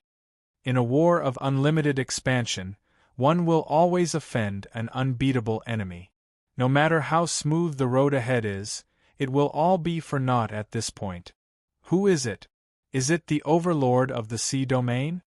Upon hearing the man made of an unbeatable enemy, Tian Lan suddenly thought of the sea spirit hidden in every sea domain, which was the strongest overlord of the sea domain. The Empress's strength has already reached the demigod level. She is not afraid even when facing the sea spirit. A trace of pride flashed in the man's eyes. As he narrated to Tian Lan, the heroic image of the Empress holding the golden scepter and ruling the 3 major oceans surfaced in his mind. Since it's not the sea spirit, could it be a god? Looking at Tian Lan, the man made of golden light sighed and said, When the Empress was at the peak of her power, she was no longer satisfied with the expansion of the sea domain. She planned to extend the territory of the Nether Ocean to the land. The first force she came into contact with was the land of Baiki to the west of the Void Ocean. Baiki, upon hearing the name Baiki, Wang Daming's face appeared in Tianlan's mind. At this moment, the man made of golden light continued. At that time, the Empress was too ambitious and overconfident in her power and strength. She did not understand the specific situation of the land of Baiki at that time before she sent her troops there. This was the beginning of the crisis of the Nether Ocean Kingdom's destruction. In the first battle with Baiki, the second army of the Nether Ocean Kingdom, the tidal army, was completely annihilated. As the monarch of the Nether Ocean Kingdom, the Empress personally went to the battlefield after receiving the news. However, when she approached Baiki, the Empress was shocked to find that the entire sea domain was frozen. All the soldiers of the tidal army were turned into ice sculptures. Such an incomparably powerful tidal army that had made countless glorious achievements was annihilated just like that. In order to find out the reason, the Empress began to search the sea domain. She wanted to know who exactly sealed her tidal army in ice. However, during her search, she met a child. Faced with the Empress's question, he nonchalantly told her that it was all his doing. At that time, the furious Empress naturally did not hesitate to attack. Although that child was very powerful and had the strength of a ghost emperor, he was still unable to fight back against the Empress. In the end, he was captured alive by the Empress. At this moment, the man suddenly looked at Tianlan with a hint of helplessness in his eyes. Did you know that the Empress thought that he was the strongest creature in the land of Baiki and hoped that he would surrender to her? However, do you know his true identity? Upon hearing this, Tianlan frowned slightly. His Excellency of Baiki? At that time, the Empress thought so too. However, that young man said that his name was Frozen, and that he was a descendant of the Baiki divine clan. He was also the clan leader of the Ice Snow clan, a subordinate of the current king of Baiki. What? The strength of a ghost emperor was only a clan leader? Tianlan was very surprised. The man couldn't help but nod. The opportunity for the war between Baiki and the Nether Sea Kingdom was Frozen's capture. After that, Baiki took the initiative to declare war on the Nether Sea Kingdom. At that time, we realized how strong Baiki was at that time. Their Excellency was a madman who could break through the godly state at any time. Other than Frozen, the other three clan leaders were no weaker than Frozen. However, this was only the top power of Baiki. The four clans under the king of Baiki had countless ghost kings and ghost commanders. Facing their fierce attacks, the Nether Sea Kingdom was powerless. At this point, the man let out a long sigh. His heart was filled with regret. How he wished that time could turn back so that he could dissuade the Empress. So, the Nether Sea Kingdom was destroyed by Baiki? Tianlan asked after pondering for a while. Of course not. Fortunately, Baiki had no intention of expanding. In the end, the Nether Sea Kingdom chose to compromise and handed over Frozen. The forces of Baiki also retreated, and the war ended. However, at that time, the Nether Sea Kingdom was already greatly weakened. As a huge force that spanned across 3 seas, the Nether Sea Kingdom was full of weaknesses at this moment. Many forces had long lost control. The destruction of the Nether Sea Kingdom was just an opportunity. What about you? How did you die? Tianlan asked again. I was slapped to death by the king of Baiki at that time, a madman named North Sea. Tianlan was speechless. As the supreme commander of the Nether Sea Kingdom's army, you couldn't even withstand a slap? Tianlan seemed to be in disbelief. The world is bigger than you think, and there are countless powerhouses. Even at its peak, the Nether Sea Kingdom only occupied a small part of the underworld.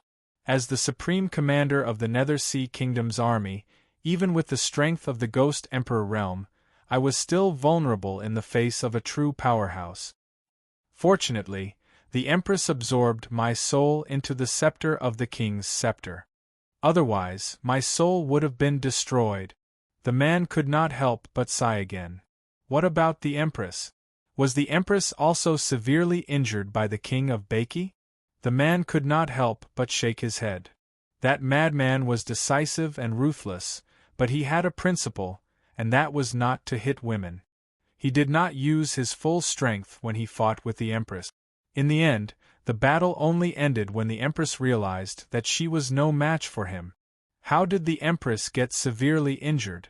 As long as the Empress is here, the Nether Sea Kingdom should not be destroyed. Tianlan was puzzled. It was because of Frozen. Even the King of Baki had stopped, but this bastard did not stop and told the divine clan of Baki behind him. Although the King of Baki does not hit women, the divine clan of Baki behind Frozen did not care about this. At that time, a woman from the divine clan of Baki came. She called herself the Northern Spiritual Realm, and she was Frozen's direct ancestor. When she found the Empress, she only said one thing. She asked the Empress to take a slap from her. Even after so many years, the white-haired boy, Frozen, still went to snitch on her even after the war had ended. Every time he thought of him, he would be so angry that his teeth would itch. Then, he spoke again. The Northern Spiritual Realm from the divine clan of Baki was a deity, and the Empress was only a demigod. Although she took the blow, she was seriously injured. The injury continued to worsen, and even the Empress could not withstand it. Before she died, the Empress announced that the Nether Sea Kingdom would change its heir. Then, she passed away on Konkuan Island. After that, you must have guessed it. Without the Empress, the Nether Sea Kingdom no longer had the power to control the three major seas. First, the Jade Spring Sea territory was captured and lost. After that, the Nether Sea Kingdom, which only had control over two major seas, was still the target of the surrounding sea forces. Under such circumstances, the king of the Nether Sea Kingdom at that time could not save the empire that was gradually declining. He could only announce the dissolution of the Nether Sea Kingdom and establish a new 8-Sea Kingdom. He also presented the guardian statue that represented the symbol of the Nether Sea Kingdom to the 8 countries, hoping that they would not forget that the 8 countries were once one. At the same time, he hoped that they would secretly accumulate their strength and wait for the day of restoration. After that, the king of the Nether Sea Kingdom at that time left the Nether Sea King's scepter and the stone statue army in Konkuan Island, letting them protect the Empress who had long passed away. At the same time, he left behind a priest that he trusted the most, letting him continue to supervise the development of the 8 countries. However, he himself disappeared and never appeared again. After listening to the story of the man with golden light, Tianlan sighed in her heart. She did not expect that the once prosperous Nether Sea Kingdom would actually decline in such a way. It was the Empress who brought the Nether Sea Kingdom to the glorious position of overlord of the 3 major seas. However, in the end, it was also because of the Empress that the Nether Sea Kingdom headed towards destruction. Tianlan was also clear about what happened after that. How could the 8 countries that had left the Nether Sea Kingdom go back so easily? The old priest, who was already in a state of exhaustion, was even more powerless to save anything. From then on, the 8 countries were the 8 countries, although they would look back on the pride and glory of the Nether Sea Kingdom. However, no one would agree to let them rebuild the Nether Sea Kingdom. This was reality. Chapter 393. Seeing that Tianlan seemed to have understood something, the man in golden light asked again, "Have you changed your mind now?" But what he did not expect was that Tianlan still shook her head. "My mind will not change. I was born in the Tianyu nation, and the education I received from a young age was that power is paramount. You may not understand the Empress's thoughts, but I do.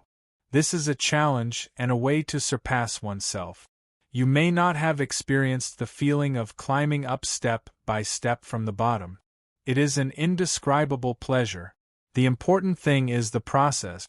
There will never be an end." As she spoke, Tianlan's lips curled up. She did not hide the desire and ambition in her eyes. She had been born in the Tianyu nation. Although she was the daughter of the ruler of the Tianyu nation, she had never been special, because she had too many siblings. And the main theme of her childhood had been the struggle for power. At that time, she had no choice. If she wanted to live, she had to become stronger, and then kill her own siblings. Step by step, she would become the future ruler of the Tianyu nation. There was only one way to quit, and that was to die. She had been forced to grow up step by step. From a young age, she had been instilled with the idea that to become the ruler of the Tianyu nation, she could do anything. She could assassinate, she could form cliques, she could poison. All despicable methods were legal in the struggle for power. This was the purgatory that every successor of the Tianyu nation had to go through. But it had to be said that growing up in such an environment, Tianlan's desire for power was unparalleled. Ever since she could remember, her desire for power had run through her entire life. So she now understood the Nether Sea Empress very well. She knew why she had embarked on the path of endless conquest. Just like her now. Originally, she had desired the throne of the Tianyu nation the most. But now, after taking control of the stone statue army in the Nether Sea Relic, she had changed her mind. Since I have such great power, why not build an even more glorious power? To Tianlan, ambition was nothing more than the evolution of desire. She was willing to fall into it, constantly striving to reach the pinnacle, until one day, like the Empress, she became a thing of the past. What she enjoyed was the process. No matter how bad the ending was, it was still death. Seeing Tianlan smile evilly, the man in golden light could not help but be stunned. Tianlan, who was holding the golden scepter, almost made him think that he was seeing her again. The Empress that he had followed all his life. So, it was really similar. Looking at Tianlan, his gaze gradually became resolute. He then said, "Do you want to know how to obtain the Empress's inheritance? Didn't you say you would only tell me when the time was right?" Tianlan was slightly surprised. "I feel that the time is ripe. Do you know, I've always regretted not stopping the Empress's unrestrained expansion? But now, I feel that I was wrong. After hearing what you said, I understand that the Empress is the same as you. She only enjoys the process of conquering. Perhaps she had long guessed that she would be destroyed in this crazy expansion sooner or later, but she still had the obligation to do it." When Tianlan heard that, he shook his head gently. "You don't understand because you don't have that kind of ambition." "Yes, I don't understand. That's why I think the time is right. I think you're the best successor to the Water Empress," the man in golden light said immediately. "What do you mean? When I helped you obtain the Dark Sea King scepter, I actually wanted to use you to find an opportunity for the Dark Sea nation to recover. That's why when you asked about the Empress's inheritance, I said that I would tell you when the time was right. In fact, I never thought of giving the Empress's inheritance to a little girl in the Ghost Commander stage like you. But this time I've changed my mind. I think you're more suitable than anyone else to inherit the Empress's inheritance." "Aren't you afraid that you're wrong?" "I've followed the Empress my whole life. And in you I see her shadow." When Tianlan heard that, she could not help but laugh. At that moment, it was as if an iceberg had melted. For a moment, the man in golden light was mesmerized. "Tell me, how can I obtain the Empress's inheritance?" "Actually, all of the Empress's inheritance is in her body when she passed away. There is only one way to obtain the inheritance, and that is to use a special spiritual formation to break open a few fixed acupuncture points in the Empress's body and draw out the inheritance hidden in her body. This special spiritual array is hidden under the Empress's body. But because of the long time, the spiritual energy inside has been exhausted. A large amount of spiritual materials is needed to awaken it." When he heard that, Tianlan frowned. "What will happen if I forcefully break through the Empress's body?" When he heard that Tianlan wanted to forcefully break through the Empress's body, the man in golden light was furious. This was because in his eyes, the Empress was his Empress. Her dignity could not be blasphemed. However, when he looked at Tianlan, his anger suddenly subsided. This was because he thought of what the Empress would have done if she had been here. You really are very similar to the Empress. However, I can tell you that the Empress has already left a taboo. If you forcefully break through it, you won't get anything. Then how many spiritual materials do I need to awaken the spiritual array? The more, the better. It's best to prepare more in case the process of inheritance is suddenly interrupted due to a lack of spiritual materials. And you only have one chance. At that moment, Tianlan suddenly stared at the man in golden light and asked, "Is this a trap?" When the man in golden light heard that, he was stunned. Then, he realized what Tianlan was referring to. Obviously, he was asking if he could be trusted. Based on my understanding of the Empress, if this is a trap and she's in your shoes, she definitely won't hesitate to bet her worthless life on the inheritance of a demigod. What's the harm in dying?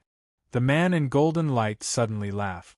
When she heard that, Tianlan smiled sweetly because this was exactly what she was thinking at that moment.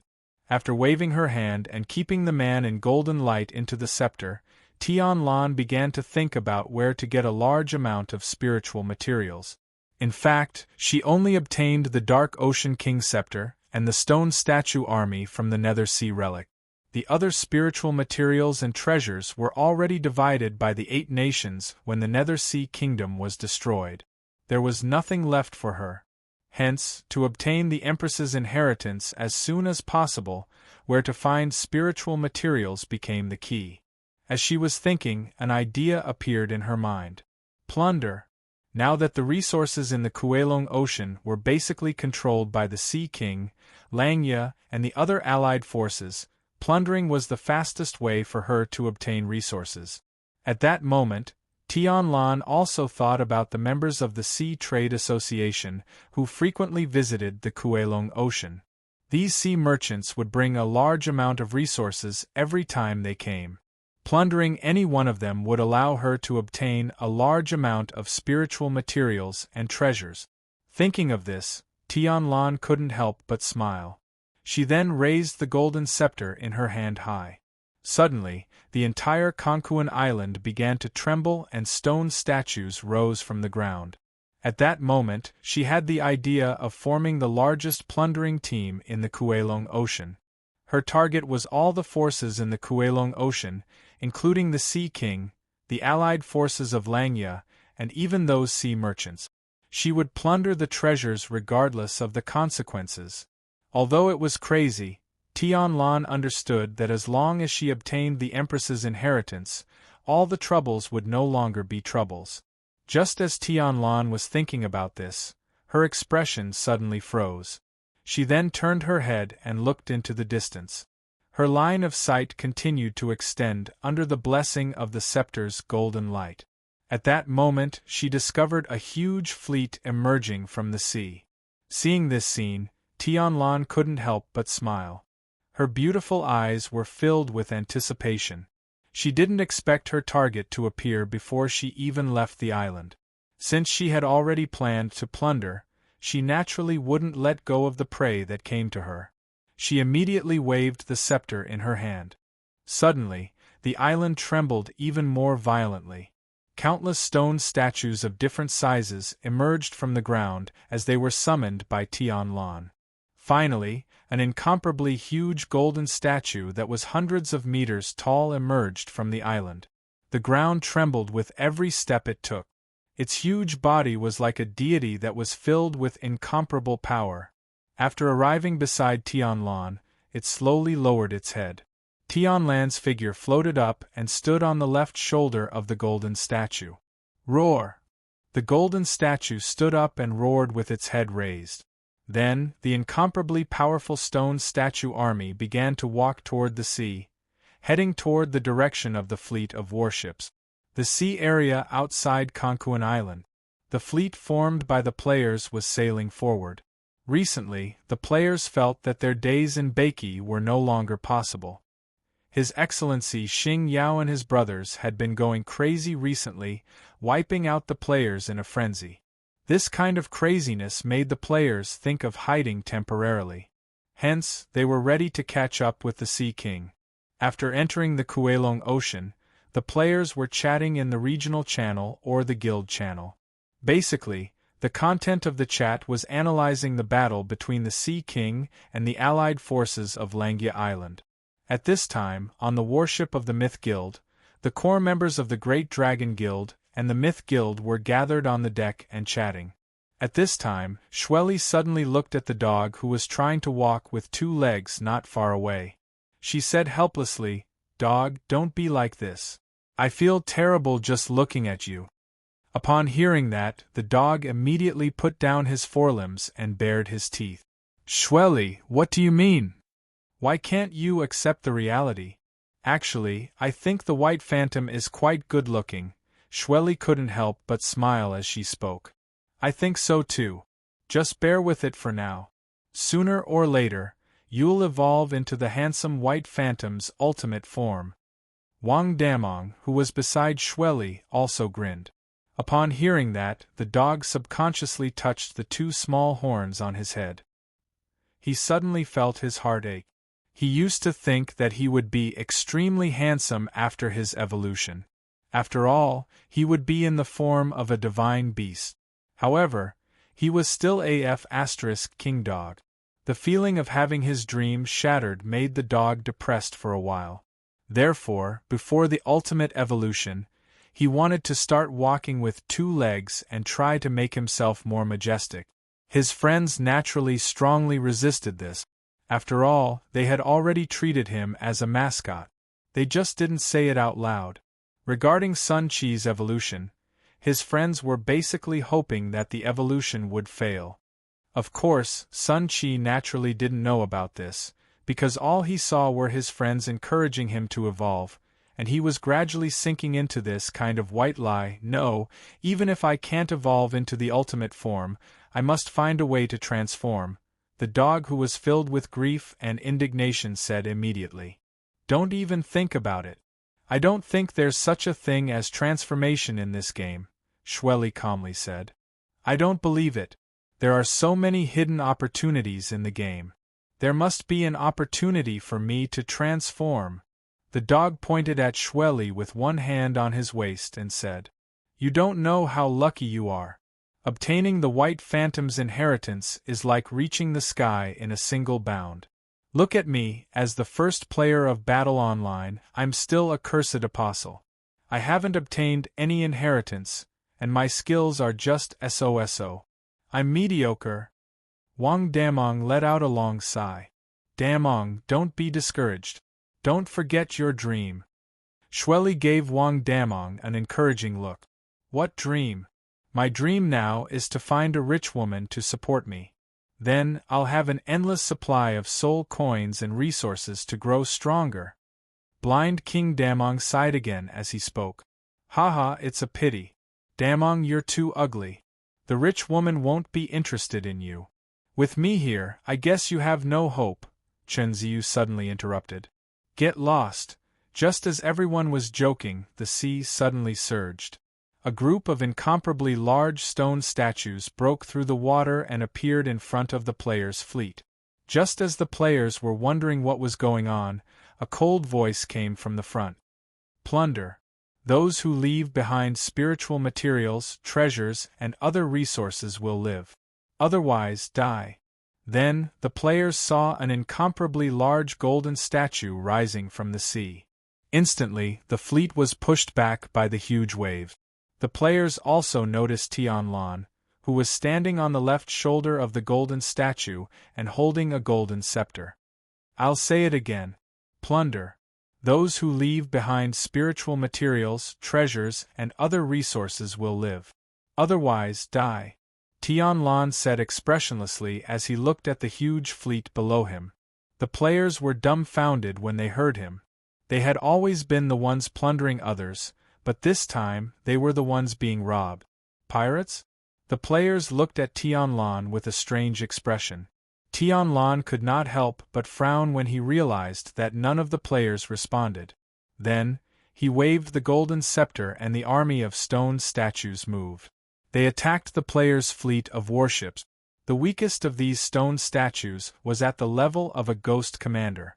The destructive power of their simultaneous attack was extremely shocking. The warships at the front row were basically defenseless. They were instantly destroyed and began to sink into the sea. Seeing this, the players were dumbfounded. Who the hell is this? Is he so ruthless that he's attacking just like that? This was the first time the players had encountered such a ruthless force. Previously, regardless of whether it was the Rock Ghost King, the Star Brilliance, the Sea King, or Langya, they would discuss with the players before attacking. This was the first time they had encountered someone so direct. However, the players would not surrender. They immediately activated the Spectre warships and began to counterattack. Tianlan smirked when he saw the players' resistance. He waved the scepter and the guardian deity statue below him let out a deafening roar. Its right arm slashed forward, and a long row of warships was instantly destroyed. The entire sea was instantly filled with scattered hull parts. F***CK so fierce. Seeing this, the players could not help but curse. Looking at the Golden Colossus, the players subconsciously activated their analysis ability. Golden Lord, Beginner Ghost Emperor. Item details. The container of the ancient Nethersea nation's fate, the Lord of the Stone Statue, personally cast by the Nethersea Empress. The Lord of Golden Lord is the Emperor of the Nethersea nation. It is one of the symbols of the ancient Nethersea nation's power. It possesses the combat strength of the Beginner Ghost Emperor, and its defense strength has reached the Advanced Ghost Emperor level. It is the Nethersea nation's protection artifact. Item notes. Golden Lord is the Nethersea nation's fate artifact. The stronger the nation, the more powerful it is. Due to the destruction of the Nethersea nation, Golden Lord's strength has dropped to the initial Beginner Ghost Emperor level. Looking at the Golden Statue's analysis panel, the players could not remain calm. Initially, they wanted to counterattack when they were robbed. Only now did they realize that they could not defeat this opponent at all. It's over. It took us so much effort to escape from Bakey, but now we're going to be sent back to Bakey for free. Looking at Golden Lord, Shueli sighed helplessly. At this moment, she suddenly realized that Wang Damong, who was beside her, was staring at Golden Lord with a face full of joy. Damong, why are you staring at the stone statue like a love-struck fool? Stop fooling around. Don't you see the woman on Golden Lord's shoulder? You might not believe it, but she's my concubine. Wang Damong replied with a serious face. Ah. At this moment, Shueli, the dog, Guyu, Chenziu, and the others could not help but laugh out loud. Damong, you're too obsessed with the rich woman. Shueli patted Wang Damang's shoulder with a distressed expression on her face. Yes, we have to accept reality. Take me for example. Although I've turned into a beast, the cruel reality has never defeated me. The dog immediately jumped out and said, Get lost, I'm serious. She almost became my concubine back then. Wang Damong shouted with a red face in the face of everyone's mockery. Yes, yes, yes. Damong, hurry up and ask your concubine to stop. If this goes on, we're going to be wiped out, Chen Ziyu grinned. Ha ha ha! The crowd burst into laughter. Facing the crowd's distrust, Wang Damong felt aggrieved. After thinking for a while, he plucked up his courage and walked to the front of the battleship. He took a deep breath and shouted at Golden Lord, Tianlan, I'm Wang Damong. Stop right now. What happened next stunned Shueli and the other players. All the stone statues actually stopped attacking at this moment. Chapter 394. Was she really Wang Damang's concubine? This thought popped up in the minds of the players at the same time. However, they didn't think so anymore as the stone statue legion's attack became more violent and the surrounding ships were destroyed rapidly. Many players were stunned as they were beaten into clouds of black mist by the stone statue legion. Tianlan, I am Wang Damong. Seeing this, Wang Damong roared again, unwilling to give up. As soon as he spoke, the attack became more ferocious. Shueli and the others immediately stepped forward to stop Wang Damong, who was about to continue shouting. Brother Damong, don't be impulsive. I know she's a rich woman, but we must have our principles. We can't force things that don't belong to us. Shweli pressed on Wang Dameng's head and advised him anxiously. I really know her. At this moment, Wang Damong felt like crying. He didn't understand what was going on and why Tian Lan didn't recognize him anymore. Yes, I know her in my dream, Shweli continued. At this moment, Wang Damong felt wronged. Why didn't anyone believe him when he was telling the truth? They really knew each other and she almost became his concubine. Just when the players thought they couldn't escape from this disaster, the stone statue legion suddenly stopped attacking. The giant golden statue lowered its head slowly and stopped near the myth realm warship. Tian Lan, who was standing on Gold Supreme's shoulder, looked at Wang Damong, who was being controlled by the crowd. Why are you here? Yes, it's me.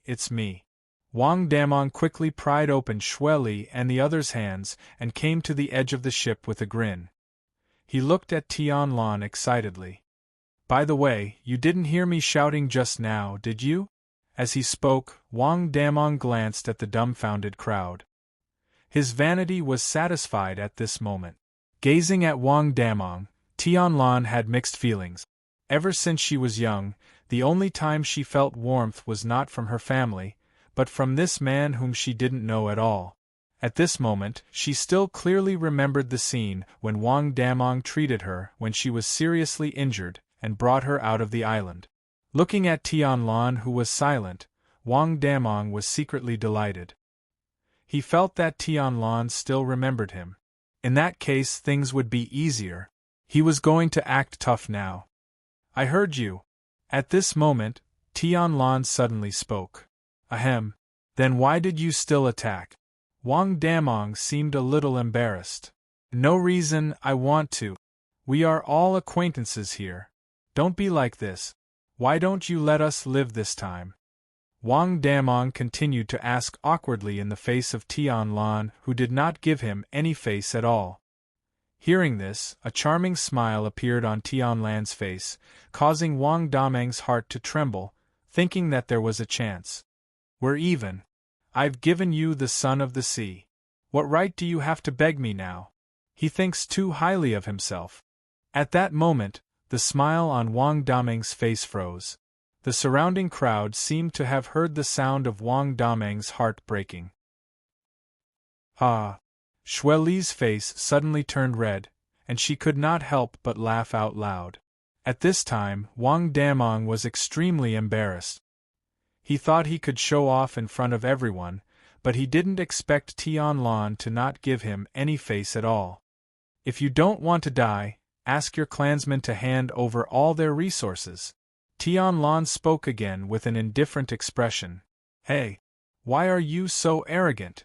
Do you know who we are? Hearing this, the dog jumped out and bared his teeth at Tian Lan. Does it matter who we are?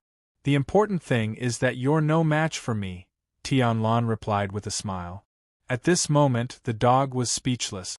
Then, he angrily raised his claw and slapped the deck because he was really speechless. To tell you the truth, even if you kill all of us, you won't get anything. However, if you let us go, you'll have one less opponent in the future. Guyu also stood out at this time and looked at Tian Lan solemnly. Do you think I'll care? I'll say it one last time, hand over all your resources, or else the ship will be destroyed and everyone will die. This time, the players were completely helpless. Facing such a strong Tian Lan, it seemed like there was no other way but to fight. Come on, who's afraid of who? Tian Lan, right? If I don't teach you a lesson, you won't know what the fourth natural disaster is. Knowing that there was no way to negotiate, the dog started to clamor again. Tian Lan did not say anything this time. The golden giant statue stood up and immediately launched an attack. While the dog and the others were stunned, a giant golden hand descended from the sky and slapped the myth realm warship fiercely. Instantly, the hull of the warship collapsed. All the players on the warship could not resist the huge pressure, and all of them entered the cooldown period of death. However, there was one exception, and that was Wang Damong. Wang Damong, who initially thought that he would be killed by the giant hand, was surprised to find that he was not dead. Moreover, a layer of light film formed by a layer of golden light had appeared on the surface of his body. It was this layer of light film that protected him just now. He subconsciously raised his head and immediately noticed that the golden scepter in Tianlan's hand was shining with a dazzling golden light. Did she save me? While Wang Damong was stunned, the players around him weren't so lucky. Their warships continued to crumble under the assault of the Stone Statue Legion, and only 10 minutes had passed since all the warships were destroyed. The huge warship fleet that was formed by thousands of warships was destroyed just like that. After that, all the Stone Statue Legion on the surface of the sea sank into the water, leaving only the magnificent golden giant statue. Tianlan! Tianlan! At that moment, Wang Damong began to call Tianlan's name again. However, Tianlan ignored him and continued to stand on the golden giant statue, waiting for something. After a while, all the stone statues floated to the surface of the sea. Then, the golden giant statue lowered its head again and came before Wang Damong. At that moment, the light film on the surface of Wang Damong's body dissipated. Wang Damong, why are there no resources on your ship? Also, why did all the wreckage disappear after it sank to the bottom of the sea? Wang Damong sighed when he heard that. I told you before that you wouldn't get anything. I asked you where you went. Tianlan's expression was cold as she asked sternly. I don't know. Wang Damong was furious when he saw Tianlan's attitude. Do you really think I don't dare to kill you? Tianlan's face darkened. Kill me. Do you think I'll be afraid? This time, Wang Damong did not give in at all. Although he still had some admiration and expectations for Tianlan, Wang Damong's temper flared up in the face of such an unreasonable person. Looking at Wang Damong, the deep-sea king scepter in Tianlan's hand flashed with golden light. Her eyes were filled with uncertainty. The two of them were in a stalemate for a while. Suddenly, Tianlan waved the scepter. Then, the golden giant statue turned around and led Tianlan and the Stone Statue Legion away. Wang Damong felt bad as he watched Tianlan leave. If Tianlan killed him now, he would feel better. At least he would be able to stop thinking about her. However, this feeling of being stuck in a dilemma was the most uncomfortable.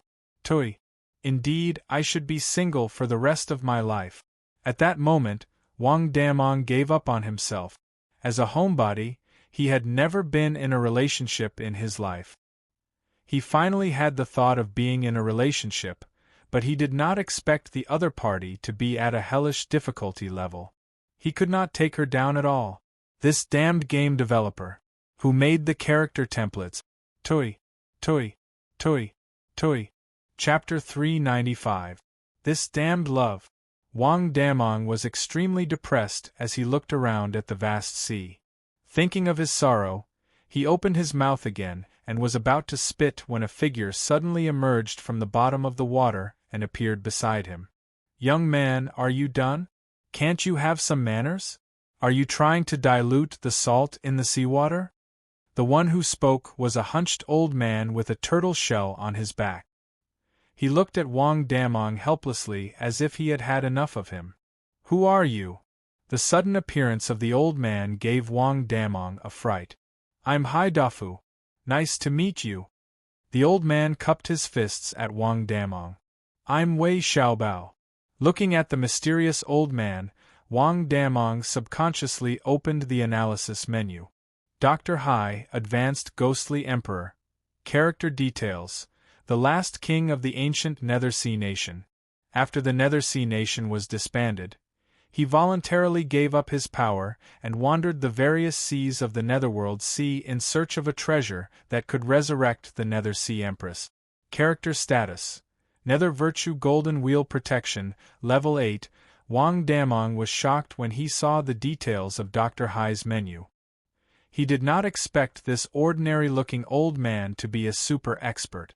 He could not help but be wary. You seem a little nervous. Dr. Hai squinted his eyes. No. Wang Damong denied flatly. You seem to be a little afraid of me. Do you know me? Dr. Hai continued to squint. I don't know you. I just feel that you don't look like a good person. Haha, you're right. I'm not a good person. I'm an evil person. Dr. Hai seemed very happy when he heard that. What do you want? Although the other party was a ghostly emperor, Wang Damong was getting impatient. When Dr. Hai heard this, a mocking expression appeared on his face. Did you really like that woman just now? Did you feel heartbroken when you couldn't get anything in return after giving your heart to her? No, you're lying. Wang Damong, who had been poked in the wound, immediately denied it. Little brother, this old man has been through it all. Back then, I was just like you, falling in love with an ambitious woman. King sacrificed my entire life for her, but do you know what she said? What? Wang Dameng's interest was piqued. She said that I am a good person, and she is an evil person, and we can't be together. Speaking of the past, Dr. Hai blew his beard and glared. So you want to be a bad guy? That's right, I want to be a bad person, a big bad person. I want to let her know that she was wrong. As he spoke, Dr. Hai's face was full of confidence. At this time, a turtle wrapped in seaweed swam past him. He subconsciously removed the seaweed from the turtle's body and gently pushed the little turtle with a kind smile on his face. Wang Damong. Recalling how he was stopped from spitting, Wang Damong suddenly wanted to say, "You're really a good person." However, he didn't dare to, as he was afraid of being beaten up. Young lad, I feel that your experience is very similar to mine. At this time, I feel that you only have one path to take, and this path will also change the trajectory of your life. At this moment, Dr. Hai looked at Wang Damong with a solemn expression and said, "What path?" Wang Damong asked curiously. "Learning bad things," Dr. Hai said very seriously. "Are you serious?" Wang Damong was a little stunned. "Of course I am serious. Ever since she said that I am a good person, I started to think of ways to learn bad things. In the past hundreds of thousands of years, I have wandered the major seas of the Netherworld Sea, and I can be considered a slightly famous evil person. I am no longer who I used to be. As long as she revives, I will let her see what a real evil person is." Dr. Hai said proudly. "Wait, tell me first, what evil things have you done in the past hundreds of thousands of years?" Wang Damong immediately asked. "That's a lot. It's simply monstrous. Specifically, back then, in order to do evil, I caused a huge tsunami in the shattered sea."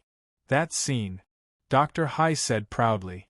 However, he was interrupted by Wang Damong before he could finish his sentence. "I want to hear the results." Upon hearing this, the smile on Dr. Hai's face instantly froze. He then said in a somewhat dejected manner, he said dejectedly, "This tsunami blew to the withered Soul Island inexplicably and brought the many tribes their needed seawater and marine resources that they needed. In the end, I was actually thanked by them." Dr. Hai's voice became softer and softer, and his face was full of dejection. "What else?" "That's impressive. Back then, in order to do evil, I detonated an undersea volcano. At that time, scarlet magma spewed out. That scene.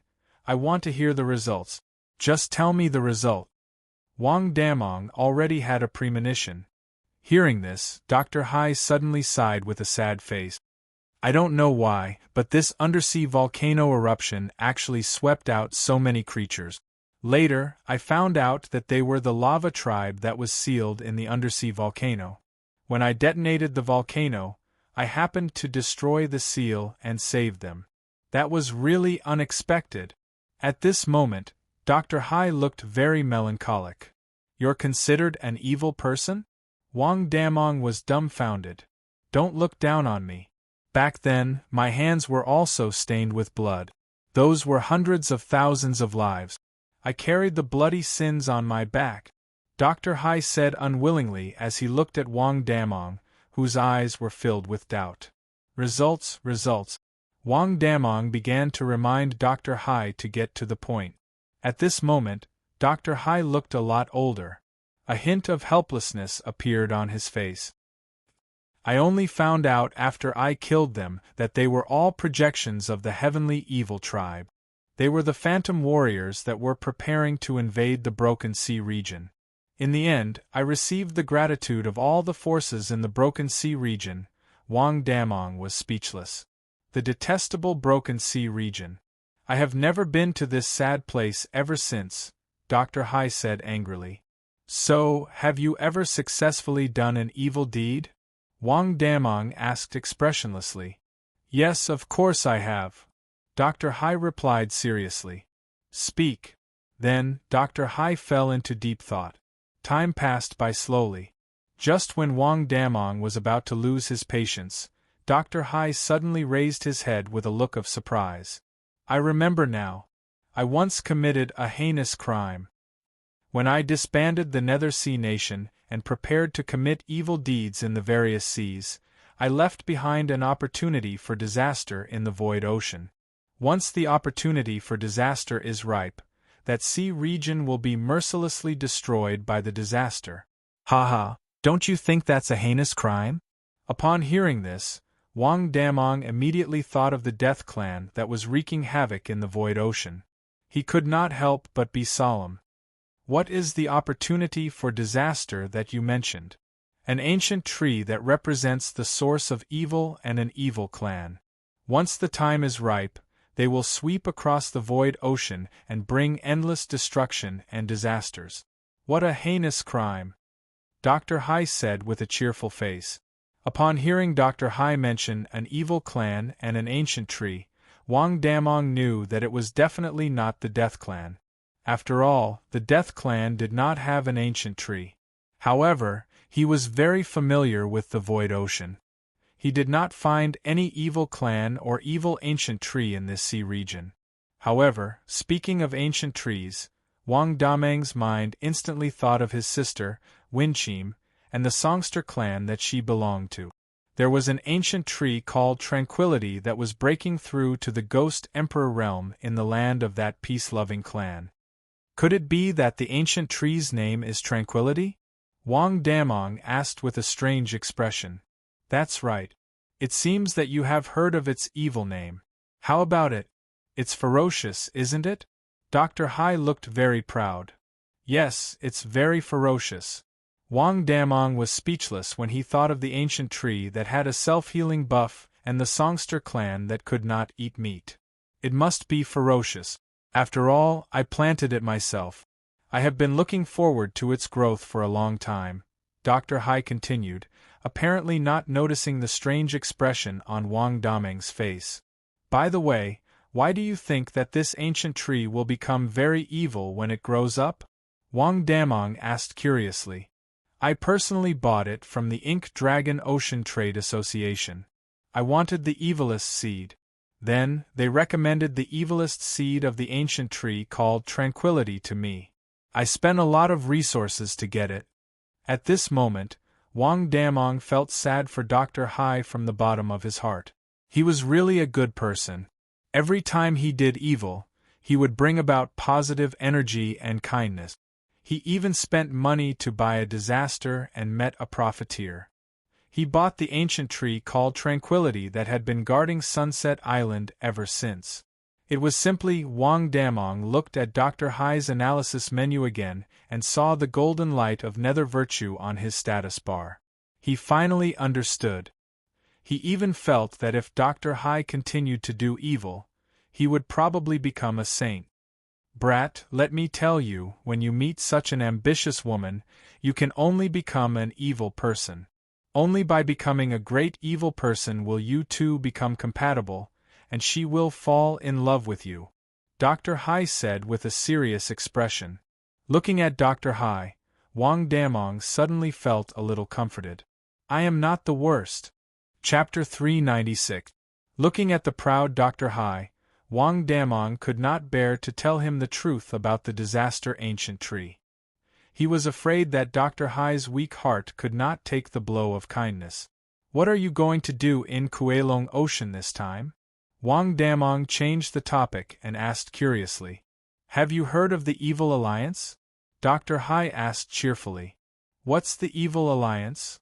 Wang Damong was dumbfounded as he had never heard of it. An organization that spans many oceans and is formed by many villains. All of them are vicious and evil. Dr. Hai looked proud when he mentioned the organization.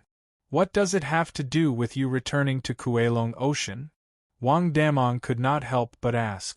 Of course it has something to do with me. I'm one of them. Recently, some members of the Evil Alliance came to Kuelong Ocean. I heard that they want to cause a huge destruction in this ocean, so I'm here. After all, how can I miss out on such a huge destruction? Dr. Hai added in the end. Dr. Hai. Wang Damong was about to speak when a roar came from afar. Then, a figure dashed over from afar. The person was covered in dark armor with black mist lingering around his body. He did not look like someone to be trifled with. The man arrived in front of Dr. Hai in the blink of an eye. His scarlet eyes stared at Dr. Hai through his helmet. Yo, let me introduce myself. This is one of the members of the Evil Alliance in Jade Spring Ocean, Evil Armor. Dr. Hai introduced him to Wang Damong with a smile. Dr. Hai, why are you in Kuelong Ocean? Evil Armor glared at Dr. Hai fiercely, ignoring Wang Damong who was beside him. I heard that you guys are going to organize a huge destruction. How can I be left out, so I'm here, Dr. Hai answered matter-of-factly. At that moment, Wang Damong clearly saw Evil Armor's body tremble.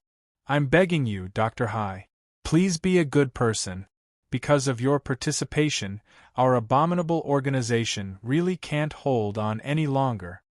Looking at Dr. Hai, Evil Armor's voice was trembling. He had lost all hope for Dr. Hai. He once thought that the Evil Alliance in Jade Spring Ocean would become stronger with the addition of Dr. Hai, who had the strength of a ghost emperor. However, the truth was exactly the opposite of what they thought.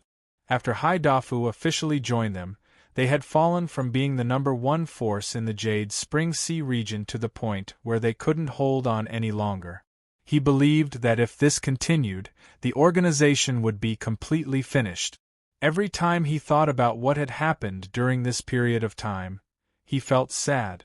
Therefore, after a final discussion among the members of the organization, they decided to move the organization away from the Jade Spring Sea and settle down in the Kuelong Sea without telling Dr. Hai. Since they couldn't afford to provoke the powerful Dr. Hai, they could only hide from him. However, they never expected that Dr. Hai would follow them when they had just arrived at the Kuelong Ocean and had yet to set up camp. The moment he sensed Dr. Hai, Evil Kai almost had a mental breakdown. With a trace of hope, he quickly rushed over to take a look. When he saw that this person was really Dr. Hai, he almost fainted on the spot. Lingering ghosts, lingering ghosts, lingering ghosts. Dr. Hai, I beg you to be a good person. At this moment, Evil Armor's tone was almost pleading. Evil Armor, I'm such a sinful person, yet you want me to be a good person? You're going too far. Dr. Hai was extremely angry when he heard that. Looking at Evil Armor's trembling body, Wang Damong observed a moment of silence for half a second. He could roughly guess the process. To pull a great philanthropist like Dr. Hai into an evil people's organization, it was already considered very strong that the organization didn't collapse. Dr. Hai, I beg you. Can you withdraw from the organization? Isn't there an evil people's organization in the neighboring sea region? Can you join them? Evil Armor continued to plead. No, I never give up halfway. Moreover, I'm very familiar with the Kuelong Ocean. Why don't you tell me the plan for this great destruction, and I'll help you strategize? Dr. Hai said seriously. Upon hearing that, Evil Armor felt sad. If it wasn't for the fact that he couldn't defeat Dr. Hai, he really wanted to fight him to the death. This was too much. Thinking back to the past, when the Evil People's Organization in the Jade Spring Sea was at its peak, they launched an external war. That was also when Dr. Hai had just joined the organization. In that war, they originally had an absolute advantage, and could be said to have crushed a few of their opponents. However, at this time, Dr. Hai joined the battlefield. At that time, his lightning summoning actually summoned a lightning calamity cloud. Tens of thousands of lightning bolts poured down. Not only did it not kill a single person from the opposing forces, but it also shocked many of their own dark elemental creatures to death. In the end, the heavenly lightning went out of control and struck down crazily.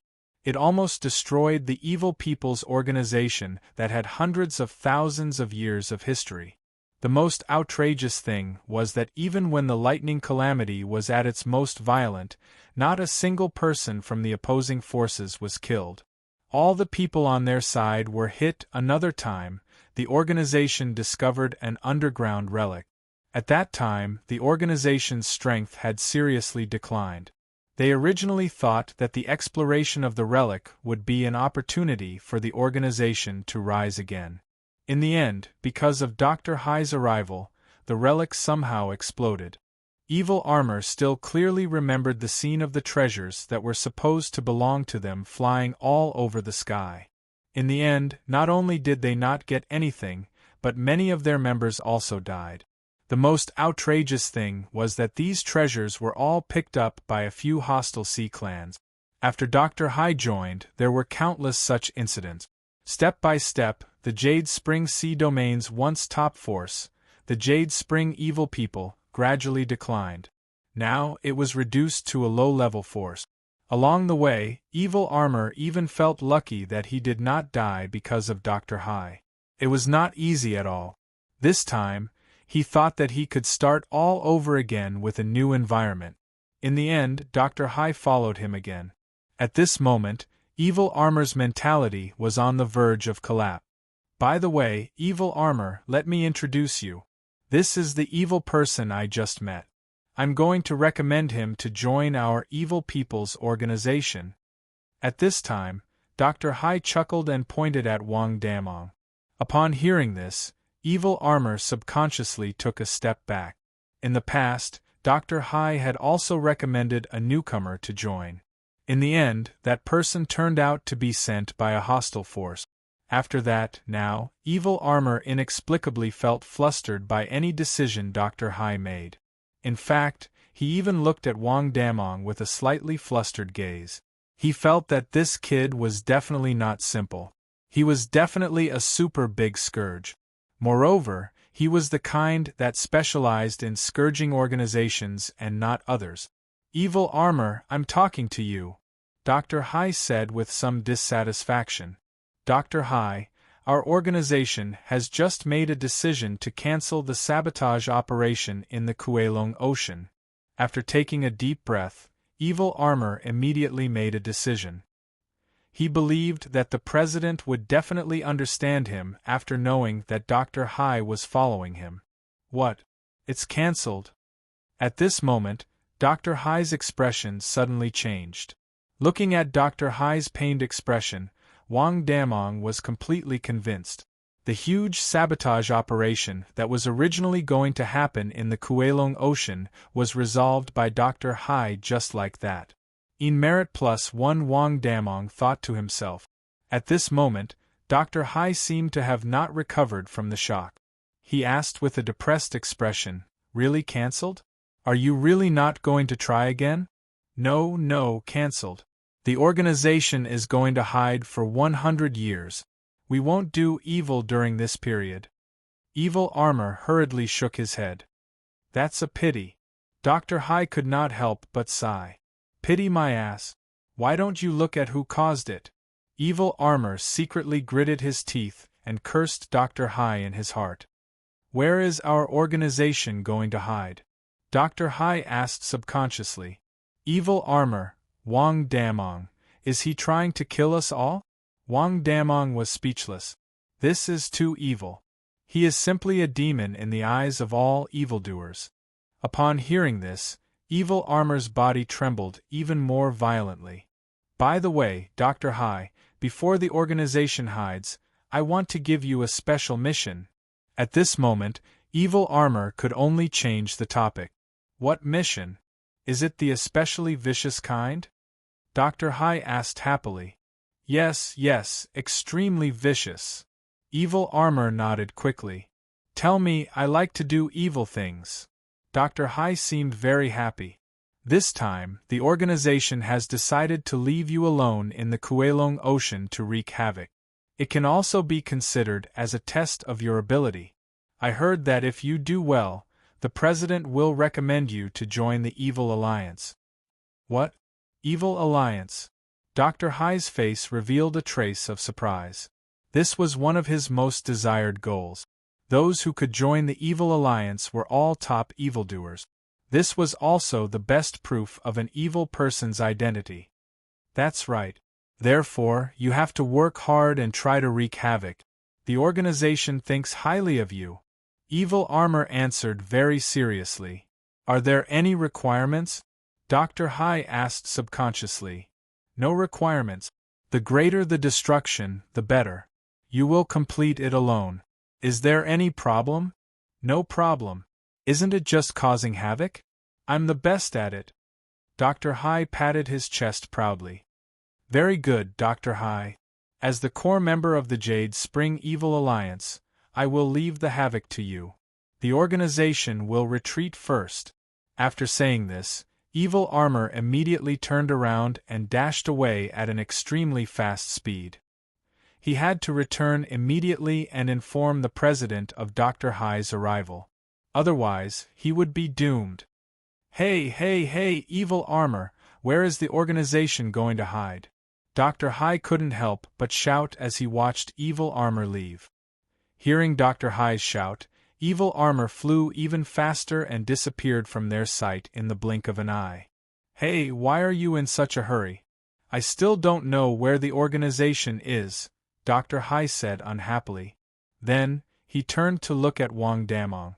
Kid, now that the Evil Alliance has gone into hiding, you can only rely on me. I am about to wreak havoc in this region of the sea. Do you want to join? This is a rare opportunity to become an evil person. Wang Damong. I feel like this is a rare opportunity to accumulate good karma, Wang Damong complained in his heart. However, he didn't say this out loud because he was afraid of being beaten up. Furthermore, Wang Damong was a little flustered. Dr. Hai was too scary. All evil people would suffer when they were around him. Would he be implicated as well? He thought about how he had secretly gone online with his school fees when he was young, how he had stolen pears from the Wang family next door, and how he had cheated in exams. At this moment, Wang Damong felt inexplicably flustered. Was he considered a bad person? Chapter 397. What's wrong with you? Do you want to join or not? Dr. Hai asked in confusion as he looked at the flustered Wang Damong. You won't harm me, right? Wang Damong said faintly. Why would I harm you? Although I'm an evil person, I will never harm my friends in the same camp. I still have this principle, Dr. Hai said seriously. Wang Damong did not believe a single word of Dr. Hai's words. If he did not harm his companions, then why was Evil Armor so afraid just now? How dare he say that he would not harm his companions when they didn't even ask him to relocate the organization? As a great philanthropist who was protected by the virtue of nether virtue, did he not feel any guilt and self-awareness in his heart for lying through his teeth like that? Actually, I'm a good person, Wang Damong said awkwardly after thinking for a while. After knowing that Dr. Hai, who was protected by the nether virtue golden wheel, was the natural enemy of evil people, Wang Damong just wanted to be a good person. Don't you want to change? Don't you want to take down that woman who is countless times more powerful than you? Seeing this, Dr. Hai began to encourage Wang Damong to do evil. Looking at Dr. Hai, who had a serious expression on his face, Wang Damong really wanted to give him a punch if not for the fact that he couldn't beat Dr. Hai in a fight. Why would Dr. Hai make him a villain and then use the unsolvable karma technique of villains must die to kill him? Did I offend you? No, I just want to be a good person. This time, Wang Dameng's attitude was very firm. Sai, you can't be taught. Instead of being a bad person, you want to be a good person. You must have been kicked in the head by Tao Wu. Dr. Hai looked at Wang Damong as if he was looking at an idiot and sighed. Wang Damong was speechless. At this moment, he really wanted to beat this good person to death. It was very cruel and infuriating. By the way, I just found out that the little girl that you like has obtained the inheritance of the Nether Sea Kingdom. What do you mean? Wang Damong was stunned. The inheritance of the Nether Sea Kingdom that spanned across 3 large seas hundreds of thousands of years ago. In other words, this little girl has unlimited potential. If you continue to be stubborn, you won't even be able to see her back in the future, Dr. Hai said seriously. Then what should we do? Wang Damong could not help but ask. Become an evil person. Burn, kill, loot, commit all sorts of evil deeds.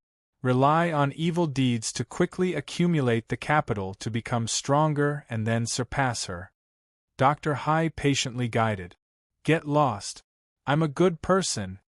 Wang Damong rejected immediately. Believe me. Back then, the Nether Sea Empress was exactly like this. She committed all sorts of crimes during her expansion. It took her a very short period of time to rise rapidly in the Void Ocean and build the huge Nether Sea nation. Seeing that Wang Damong still did not believe him, Dr. Hai immediately explained. I've heard of the Nether Sea nation, but what's an empress? Also, how did such a powerful Dark Sea kingdom get destroyed? Hearing Dr. Hai mention the Dark Sea kingdom several times, Wang Damong couldn't help but ask.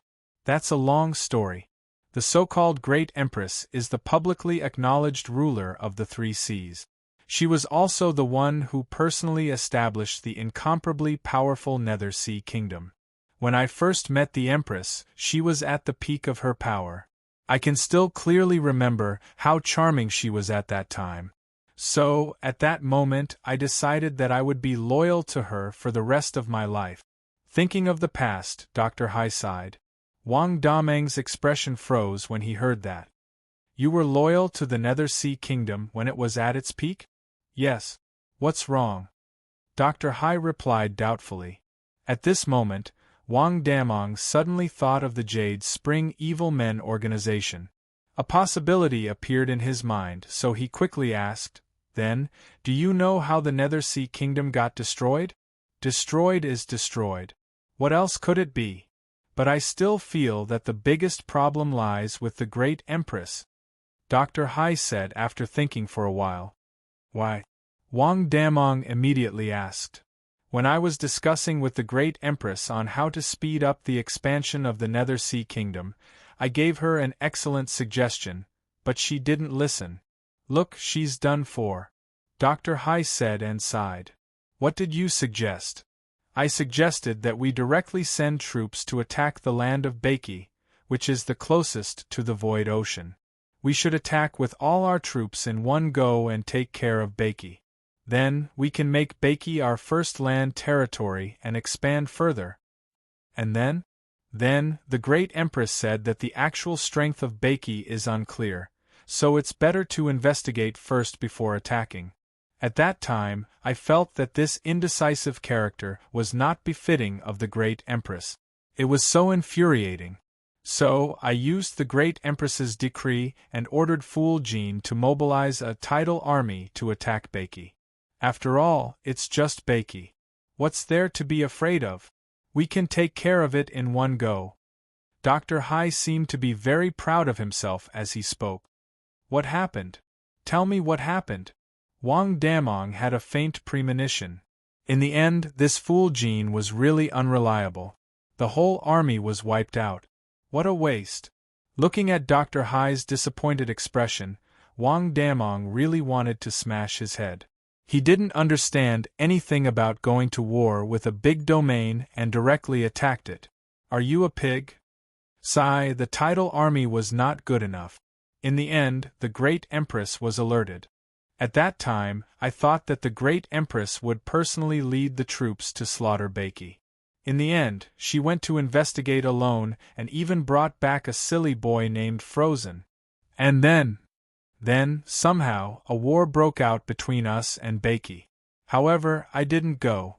The Great Empress said that only I can fight against Frozen. She asked me to watch over this boy and said that he's very important. However, since we're enemies, I made this boy suffer a lot. I beat him up every day when I had nothing to do. I beat him until he cried. It annoys me. Thinking of Frozen, Dr. Hai's face showed a hint of disdain. You should have lost that war, right? Wang Damong asked carefully. We didn't lose. How could we have lost?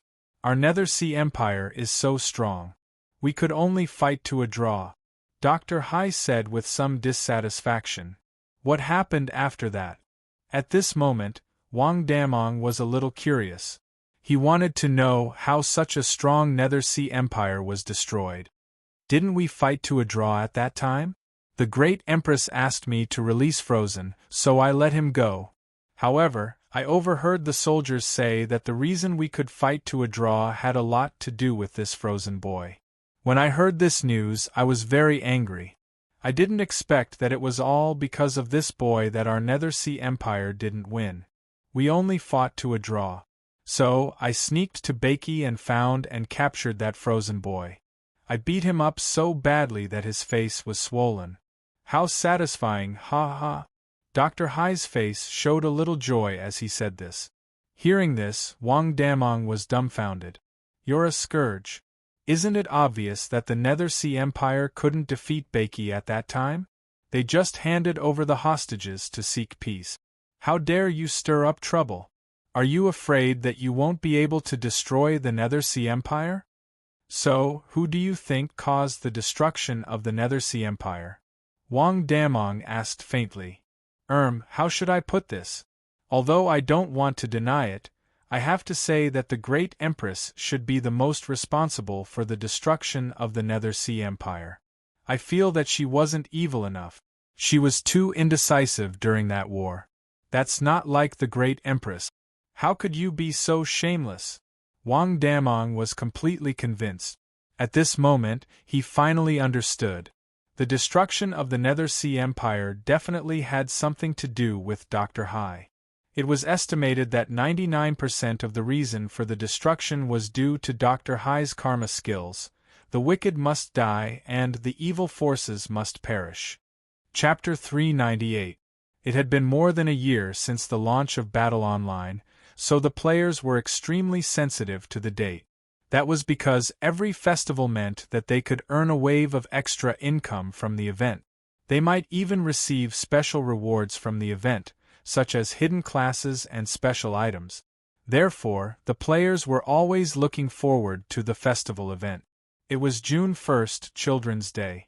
Many players had already started slamming the table in the forum to urge the officials to start the festival as soon as possible. Naturally, Lu Wu was prepared for this. At 8 o'clock in the morning, Lu Wu officially started the June 1st event. Server announcement: the June 1st Children's Day event begins. Event: Spring Grass Event details. This event will officially start at 8 o'clock in the morning on June 1st.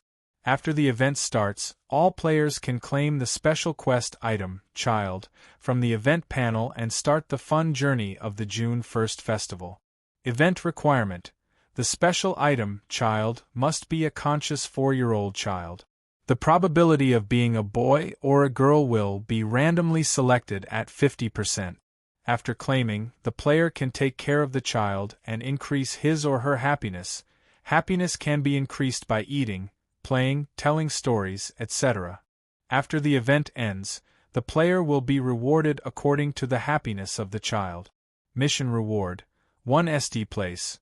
Keep the special item, Child, 2 ND to 5th place. Get a chance to draw a special item 6th to 10th place. Get an epic level weapon crafting qualification letter. Pay for the materials and can be traded, 11th to 50th place.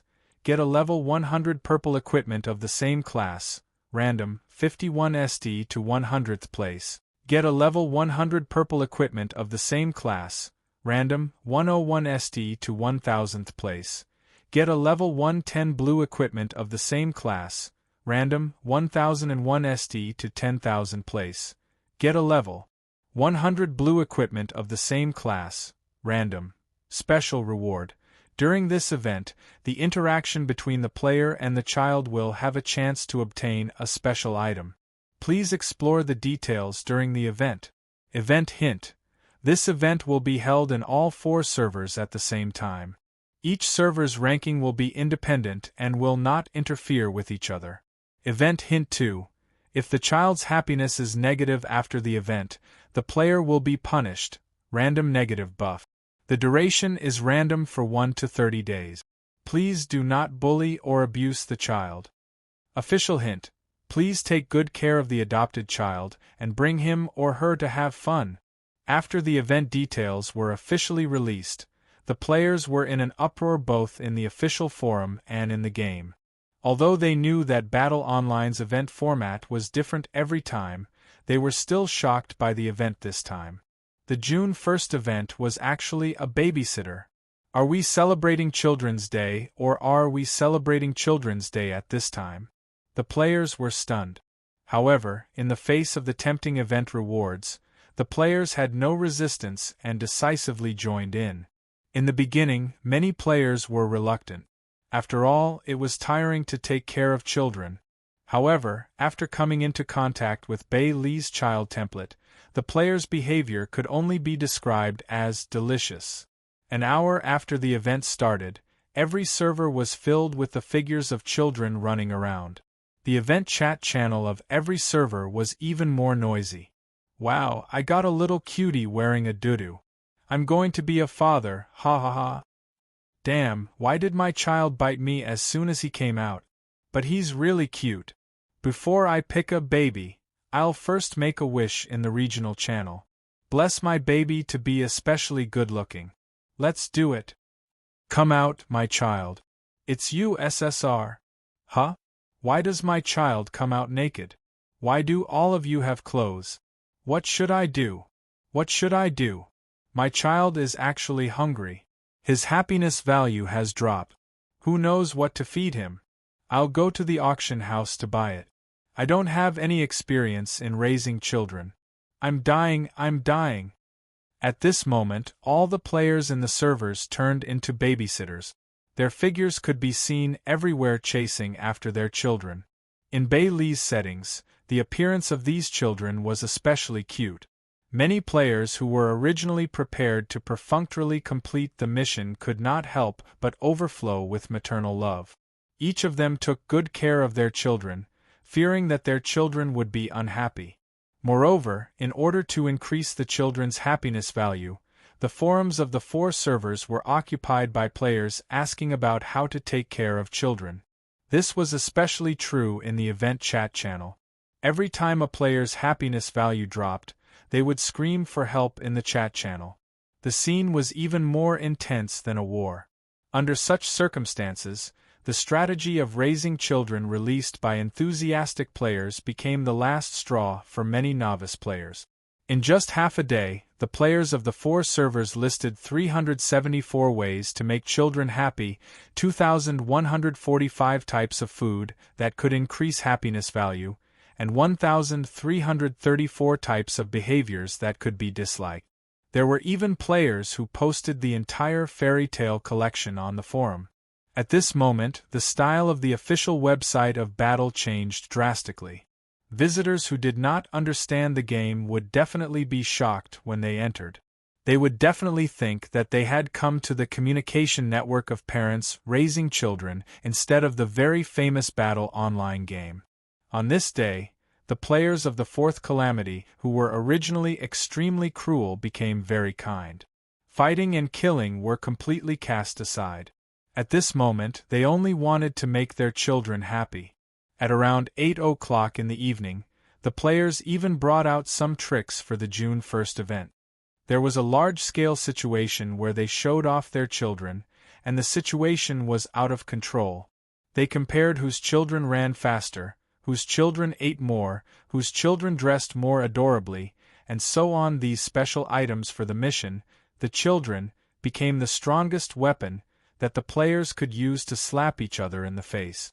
On this day, no one showed off their equipment, level, or opportunities. They only focused on comparing children. How to make their children surpass the children of other players became a problem that many players thought hard about. On this day, while the players were busy, they were unusually happy. Under the players' nurturing, the children had different personalities. Some were obedient and sensible, some were rebellious, some were clingy, and some were jealous. This wave of activities made the players go crazy. As the main theme of Battle Online, on this day, the players turned Battle Online into a nurturing game. Happy, extremely happy. The joy of raising children was beyond the players' imagination. They were completely in love with their children. The day passed extremely quickly in the eyes of the players. In the blink of an eye, it was already 12 o'clock in the evening. At this moment, a scene that caused the players to break down happened. All the children suddenly knelt on the ground and kowtowed to their parent. They said, "The kindness of parents is more than 10,000 gold. The spring sun shines on every inch of grass in the heart. Warm the quilt and warm the children. Goodbye, Mom and Dad."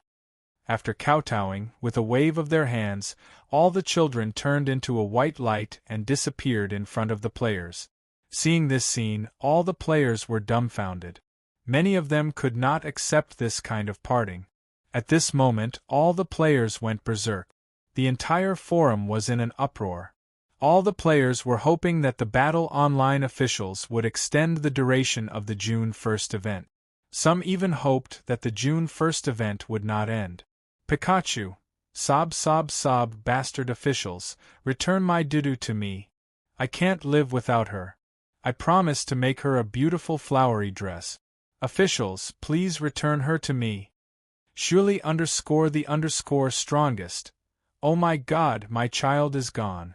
He's gone. I really want to send blades to the behind-the-scenes team of Battle Online. Kill, kill, kill. Dripping blood knife, crayon Shinchan, F***CK. My Xiao Xian flew away after kowtowing to me. Officials, please return her within 1 minute. Otherwise, I'm going to start cursing. Meteor streak past. I'm under pressure that shouldn't be at my age. I'm raising a child at the age of 15. But I'm still raising him as my younger brother. He's so damn cute. I'm begging my mom to give me another child. But officials, please return my younger brother to me first. Dripping blood knife, mountain strength she. Initially, I was very against this event. But now I just want to say, you dog officials, please return my Xiao Shan. I promised to take him hiking. Don't make me break my promise. Tonghua slapping his face, Pokemon master. I'm also speechless. You King dog officials. I'm telling my child a story. I'm only halfway through and the child has left. CK you dog officials. Go to hell. I'll give you 1 minute to return her to me. You ye. My bamboo is gone just like that? I feel that my young heart has been severely damaged. He's the only child in my life. I'm going crazy now. If you don't return my child to me, I'll... Anyway, give him back to me. Tonghua slapping his face, milk candy. As a mother of a child, this event has made me overflow with motherly love. I've raised my Xiaogua as my second child, but she's gone just like that. I feel a sharp pain in my heart. I'm going to get sick, the kind of disease that won't get better until the officials return her to me. Son of the sea. I was fishing with my child just now. I caught a big fish. My child was holding it and smiling happily. I was going to take a picture as a souvenir, but my child was suddenly gone. At this moment, I want to say, the King dog officials will die a horrible death. Big wolf dog. I've been riding my child around the whole day. Although it's tiring, I'm also very happy. Damn dog officials, give me back my child. At this moment, the official forum was in an uproar. All the players were more reluctant to leave the event than usual. Although it was only a day, from the time they adopted the ignorant children, The children's character development had undoubtedly made many players pour their sincere feelings into the event. Although they knew that the event would end soon, they could not accept the sudden disappearance. The protests became more and more intense. All the players banded together to strongly resist the inhumane actions of the battle campaign officials. Faced with the players' protests, Lu Wu felt very helpless. The June 1st event was originally meant to be a seasoning for the players after the battle campaign. He never expected that the players would develop feelings for the children. What a headache! After thinking about it, Lu Wu could only discuss the countermeasures with Bailey. After some discussion, Lu Wu made a decision in his heart. Then, he posted an official post on the official forum. Official notice. Follow-up notice of the June 1st event. Content. First of all, I would like to thank the players for their support for the June 1st event. Secondly, the official team attached great importance to the players' feedback and suggestions during the June 1st event. After some discussion, the battle campaign planning team finally decided that the data of all the children in this event would not be deleted. At the same time, in view of the players' love for children, the officials are seriously considering the activation of the child grooming function. Players, please look forward to it. Battle Campaign Planning Team. Chapter 399. Kuelong Ocean. The afterglow of the setting sun dyed the clear seawater red. Occasionally, a few fish would jump out of the water, creating sparkles in the water. At this moment, Wang Damong, who had originally planned to return to Beiki, was still chatting with Dr. Hai about the past. After listening to Dr. Hai's description, Wang Damong finally understood how the Nethersea Kingdom was destroyed. First, he tricked the Empress to death. Then, because he was the strongest, he was given the task of taking over the Nethersea nation. According to Dr. Hai's description, he had carried out a series of reforms in order to revitalize the Netherworld Sea. However, in Wang Dameng's eyes, these were completely suicidal. He had dragged the struggling Netherworld Sea Kingdom into an endless abyss. Just like that, the evil forces of the Netherworld Ocean were annihilated. Now that he thought about it, Wang Damong felt that Dr. Hai's proposal to establish the 8 oceanic nations might have been part of the cause and effect. The outcome might have been predestined. It was impossible for the 8 oceanic nations to merge, and the idea of reviving the nations was just a joke. Everything was predestined. Scary, scary. To be able to destroy an organization established by a demigod was not as simple as just gaining one merit. Wang Damong glanced at the golden wheel of Nether Virtue's protective buff on Dr. Hai's interface once more. How much blood and tears did the evil forces have behind this level 8 golden wheel of Nether Virtue? After listening to Dr. Hai's story, Wang Damong spoke up. Alright, I've heard your story. Now, it's time for me to go home. After hearing so many stories, don't you have the urge to join? Dr. Hai was stunned. I'll join your grandpa. I've done many bad things since I was young, and I'm afraid I'll be killed by you. Of course, Wang Damong would not say that. He just shook his head indifferently. Forget it, I prefer a peaceful life. Your life is too exciting, it's not suitable for me. Are you sure? Yes. Sigh, it's a pity. What I'm going to do next has something to do with you. Since you don't want to join, I'll go by myself. Dr. Hai shook his head with a look of pity.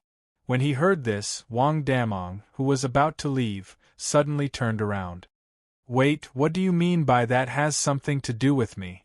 Didn't you say you didn't want to join? I just want to know what you're going to do next. Wang Damong panicked. He even seriously suspected that he had been judged as a villain by Dr. Hai's karma and was officially involved in Dr. Hai's karma punishment. Whatever Dr. Hai did next, whether intentionally or unintentionally, would affect him. Actually, it doesn't matter if I tell you. Don't you know that I'm going to wreak havoc in the Kuelong Ocean? What does that have to do with me? Wang Damong was confused. I just thought about it. If you want to talk about great destruction, tsunamis are still too weak. However, I have now thought of a way to cause earth-shattering destruction, Dr. Hai said proudly. Finish your sentence. Wang Damong glared at him. My plan is to resurrect the Empress. As the great ancient evildoer, as long as she is resurrected, the Kuelong Ocean will suffer a calamity. This disaster will even affect the other ocean regions. Don't you think the destruction will be great? Dr. Hai was very pleased with himself. What does it have to do with me if you want to resurrect the Empress? Wang Damong quickly asked. He was really afraid that he would be punished by Dr. Hai's karma. This was just like the butterfly effect. Dr. Hai's karma technique was so terrifying. Every time he did something unintentionally, after many twists and turns, he would always be able to get rid of the villains around him in the end. Isn't that girl the person you like? She obtained the inheritance of the Nether Sea, and I'm going to resurrect the Empress. What do you think? What will happen to her after the Empress is resurrected? Wang Damong couldn't help but ask. I don't know. Now that the Empress lacks subordinates, she will probably be recruited, Dr. Hai answered after thinking for a moment. What does that have to do with me? Wang Damong was dumbfounded. Think about it. When the Empress is resurrected and your girl is loyal to the Empress, won't you be a family if you join the evil forces of the Nether Sea? You will be able to see each other every day. What a great opportunity! Dr. Hai analyzed seriously. Bluff, continue bluffing. Looking at Dr. Hai, Wang Damong felt that he was being bluffed. However, he didn't know why, but he was slightly tempted. 3 days later, Kankuan Island. In the deepest part of the palace of the Nether Sea Relic, a beautiful lady dressed in a black royal robe was sitting on the Nether Sea throne with her eyes closed. Even though a long time had passed, there was not a speck of dust on her body and her skin was still crystal clear. Looking at the Empress, Tianlan's eyes flashed with excitement. For the past 3 days, she had plundered everywhere. Just yesterday, she was lucky enough to kidnap a group of sea merchants and obtained a large amount of treasures. According to Jin Guang, these spiritual materials were enough to support her in accepting the Empress's inheritance. Now was the most important moment for her to accept the Empress's inheritance. As long as the inheritance was successfully completed, she would be the new Empress. Is it done? At this moment, Tianlan looked at Jin Guang, who was arranging the spiritual materials. Yes, the spiritual materials have been arranged. As long as the array is activated, these spiritual materials will turn into spiritual energy and flow into the array. The inheritance can then be activated. Upon hearing this, Tianlan nodded his head excitedly and walked in front of the Empress. Following Jin Guang's instructions, he raised the Nether Sea scepter and pointed it between the Empress's eyebrows. Instantly, the Empress's long hair fluttered and the surrounding spiritual materials also emitted a rich medicinal fragrance. An array covered in blue veins slowly appeared on the ground and began to absorb the energy contained in these spiritual materials. Seeing this scene, Tianlan's heart was filled with anticipation. However, behind her, Jin Guang's face revealed a trace of mockery. Just as he had said previously, how could a ghost commander-level woman be worthy of the Empress's inheritance? To Tianlan, this was a gamble for her rise. Although it was a huge risk, the temptation of success was too great. She was willing to take such a risk, but to Jin Guang, everything had already been decided. All of this was his plan from the beginning. Since this Nether Sea relic could only be opened by a Ghost Emperor-level Nether Sea Queen, why did he find Tianlan and give this relic to her? Because after meeting Tianlan, he realized that Tianlan was too similar to the Empress. During their interaction, he realized that this person's personality was also very similar to the Empress's. It was as if the heavens had sent the opportunity to revive the Empress to their doorstep. Therefore, he made the decision to give her the opportunity and constantly inflate her ambition. Indeed, with Tianlan's personality, under the unlimited expansion of her desire for power and strength, She walked step by step into the trap that Jin Guang had set. And this array was not an inheritance, but a way out that the Empress had left for herself. And Jin Guang had been searching for a descendant whose soul was extremely similar to the Empress's in the years after her death. He wanted to use her body and soul to awaken the Empress, who was in a deep sleep. At this moment, the time was ripe, and Jin Guang could not hide his excitement. Looking at the Empress sitting on the throne, Jin Guang looked forward to seeing her once again holding the scepter and commanding the three big seas. He also waited for the Nether Sea Kingdom's glory to be restored. Thinking of this, his figure flashed and turned into a ray of golden light that burrowed into the Dark Sea King's scepter. Although the Dark Sea King's scepter was held in Tianlan's hand, after Jin Guang's soul was absorbed into the scepter, he was the scepter's weapon spirit, and his master was only the Empress. Without being recognized as its master, he was the true controller and operator of the scepter. At this moment, a barrier suddenly rose from the edge of the array. All the spiritual materials inside were instantly crushed, and a rich medicinal fragrance began to waft within the array. At this moment, the Empress, who had been asleep for hundreds of thousands of years, suddenly opened her eyes, blue light swirling in them. Looking at the Empress who had suddenly opened her eyes, Tianlan was startled. The terrifying might of a demigod was assaulting her, and she couldn't help but want to retreat. However, Tianlan was stunned to discover that she couldn't move her body. Looking at the Empress's lifeless eyes, Tianlan felt inexplicably flustered. Jin Guang, come out. What is going on? It's very simple. You lost the bet and I lied to you. Jin Guang's voice came from within the scepter. Tianlan wanted to ask again, but found that she could no longer make a sound. The hand that was holding the scepter began to wither at a speed visible to the naked eye. The vitality in her body, mixed with the energy of a large amount of spiritual materials, surged towards the Empress's body. Her vision became bright and dark at this moment. A sense of weakness filled her body. Everything became uncontrollable, and she knew that she was finished. At this moment, two figures suddenly appeared outside the spiritual array of the palace ruins. They were Dr. Hai and Wang Damong, who were preparing to revive the Empress. What are they doing? Looking at Tianlan, who was looking at the Empress, Wang Damong asked Dr. Hai curiously. I'm not sure. It seems to be possession. Dr. Hai shook his head in confusion. What? Possession? Wang Damong was shocked when he heard this.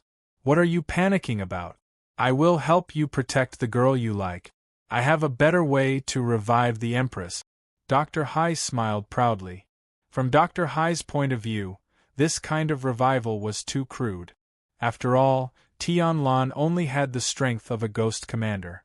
Although she was supported by a large amount of spiritual materials, the Empress who was revived in this way would definitely not be able to recover to her previous strength.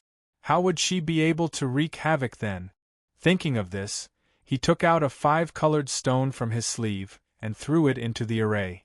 The moment the stone came into contact with the array, it seeped into it.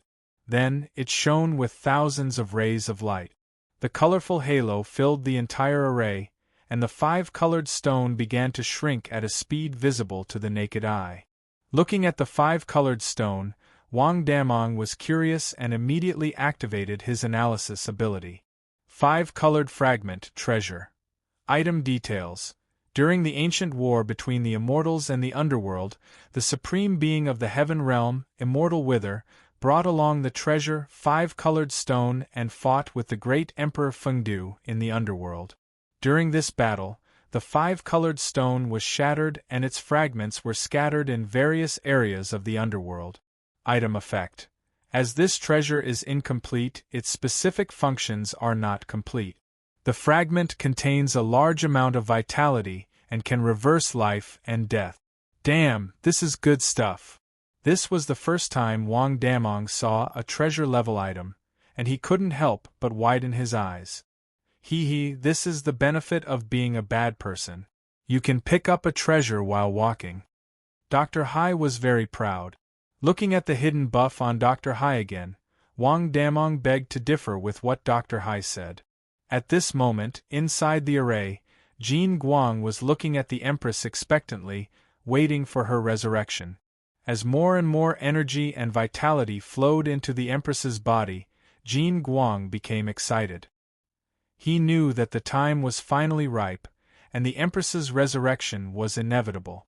However, at this moment, an indescribable energy rushed into the Empress's body and continuously washed over her body, which had fallen into a deathly stillness. This scene stunned Jin Guang, following which, a look of pleasant surprise appeared on his face. He thought that this ability was arranged by the Empress before she passed away. With the help of this energy, the Empress would definitely become stronger after her resurrection. However, gradually, Jin Guang couldn't get excited anymore. This was because the energy was increasing to the point that the Empress's body couldn't take it anymore. Chapter 400. A huge amount of vitality and energy reverberated in the Empress's body. At this moment, Jin Guang panicked. He originally thought that with the help of this inexplicable energy, the Empress would be able to be reborn and regain her original combat strength. However, this energy was too powerful, so much so that even her demigod-level body couldn't withstand it. At this moment, the Empress's body swelled up visibly. Infinite vitality filled the formation, and Tianlan, who was on the verge of death, regained consciousness. Her body gradually recovered under the cleansing of the vitality. When Tianlan came back to her senses, she couldn't help but look stunned. She didn't know how she, who was being sacrificed, had recovered. However, the Empress in front of her seemed a little off. Why had she become so inflated? Seeing this scene, Wang Damong, who was at the side, suddenly felt that something was wrong. That's right.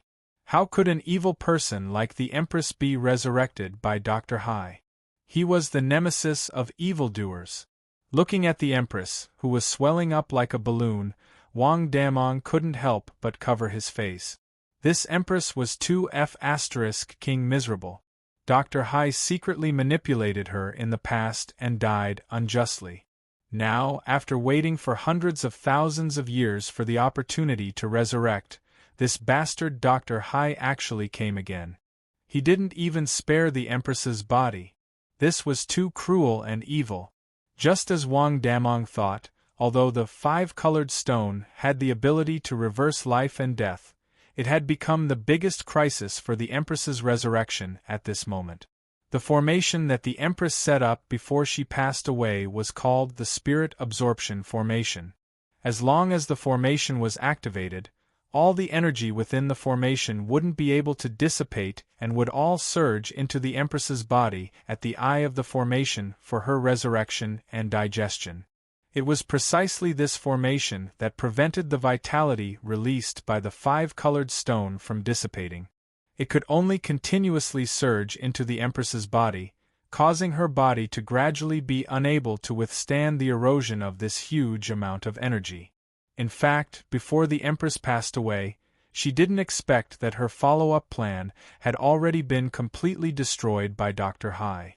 When Dr. Hai took over as the ruler of the Nethersea nation, he had already given all the spiritual materials that the Empress had left behind in the Nethersea ruins, which were originally intended for the resurrection of the Empress, to the 8 rulers of the Nethersea nation. But now, the amount of spiritual materials used for the resurrection was not even 1% of the original amount. However, Golden Light couldn't care less because he couldn't guarantee how long Tianlan could withstand such unscrupulous plundering, especially when it came to the sea merchants. Such a price was extremely difficult to bear. After all, the sea merchants were extremely powerful. Therefore, he activated the resurrection of the Empress in advance. Even though this batch of spiritual materials could only allow the Empress to recover part of her strength, as long as she was resurrected, he believed that all the problems would no longer be a problem. For the sake of the Empress's resurrection, all of Jin Guang's plans had been carefully considered to ensure that the Empress's resurrection was foolproof. And he had indeed done it, but he had forgotten about the existence of Dr. Hai. At this moment, under everyone's astonished gaze, cracks gradually appeared on the surface of the Empress's body. Boom! The body of the Water Empress finally couldn't take it anymore and exploded with a loud bang, turning into blue powder that sprinkled down. The Empress was furious. F***ck, what's going on? Seeing this scene, Dr. Hai's eyes suddenly widened. What do you think is going on? Wang Damong squinted at Dr. Hai and cursed in his heart. How the F***ck would I know? Dr. Hai said with a face full of despair, and his voice was trembling. Wang Damong didn't want to speak anymore. At this moment, he seemed to have seen the numbers jumping above Dr. Hai's head. Een merit +1, een merit +1, een merit +1. Even a demigod like the Empress couldn't escape from becoming a stepping stone for Dr. Hai to accumulate een merit. Wang Damong couldn't help but shiver. Why did it turn out like this? Dr. Hai looked at the Empress who had exploded and seemed very sorrowful. He had worked hard to be an evil person all his life just to prove to the Empress that he wasn't a good person.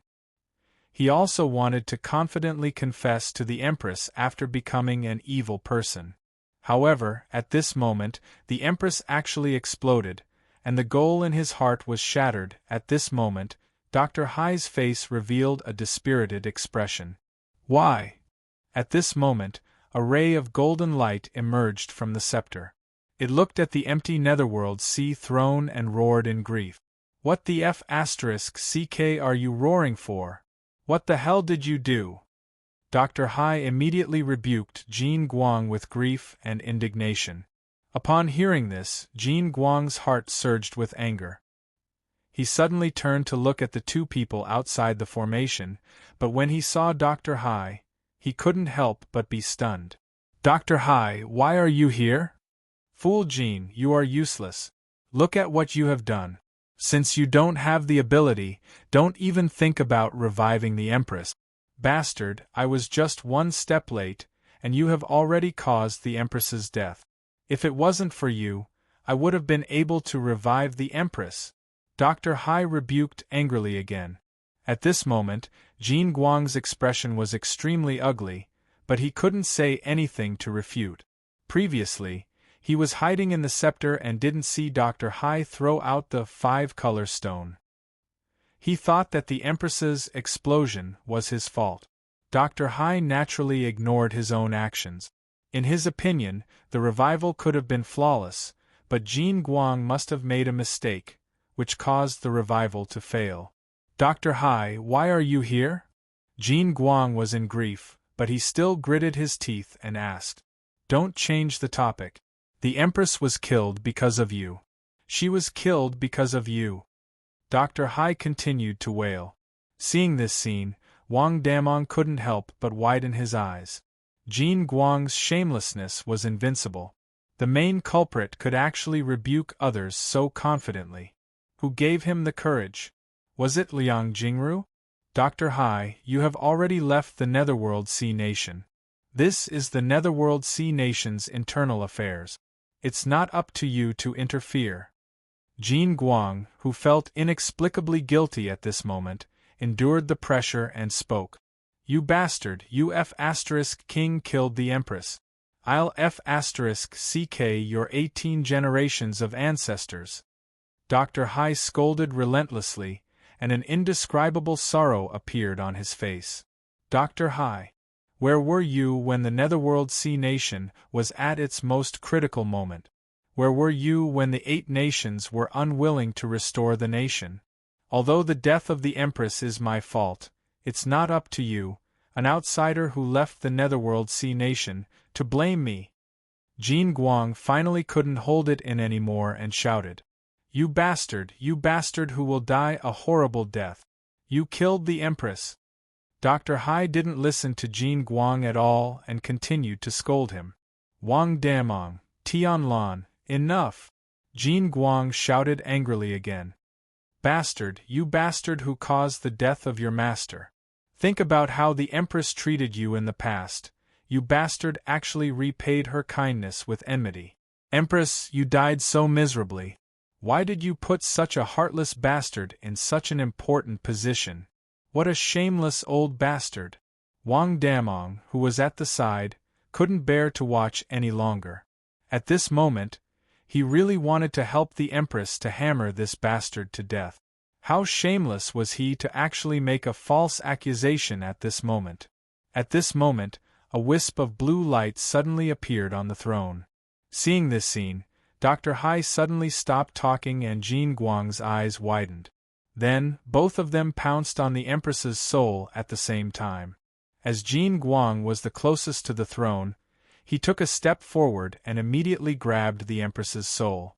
Then, he suddenly flashed to the side, causing Dr. Hai to pounce on empty air. As a demigod, the Empress's soul had already materialized. It was an erratic wisp of blue light that was now tightly grasped in Jin Guang's hand. Dr. Hai, who had pounced on empty air, immediately turned to Jin Guang and stretched out his hand. "Give it to me.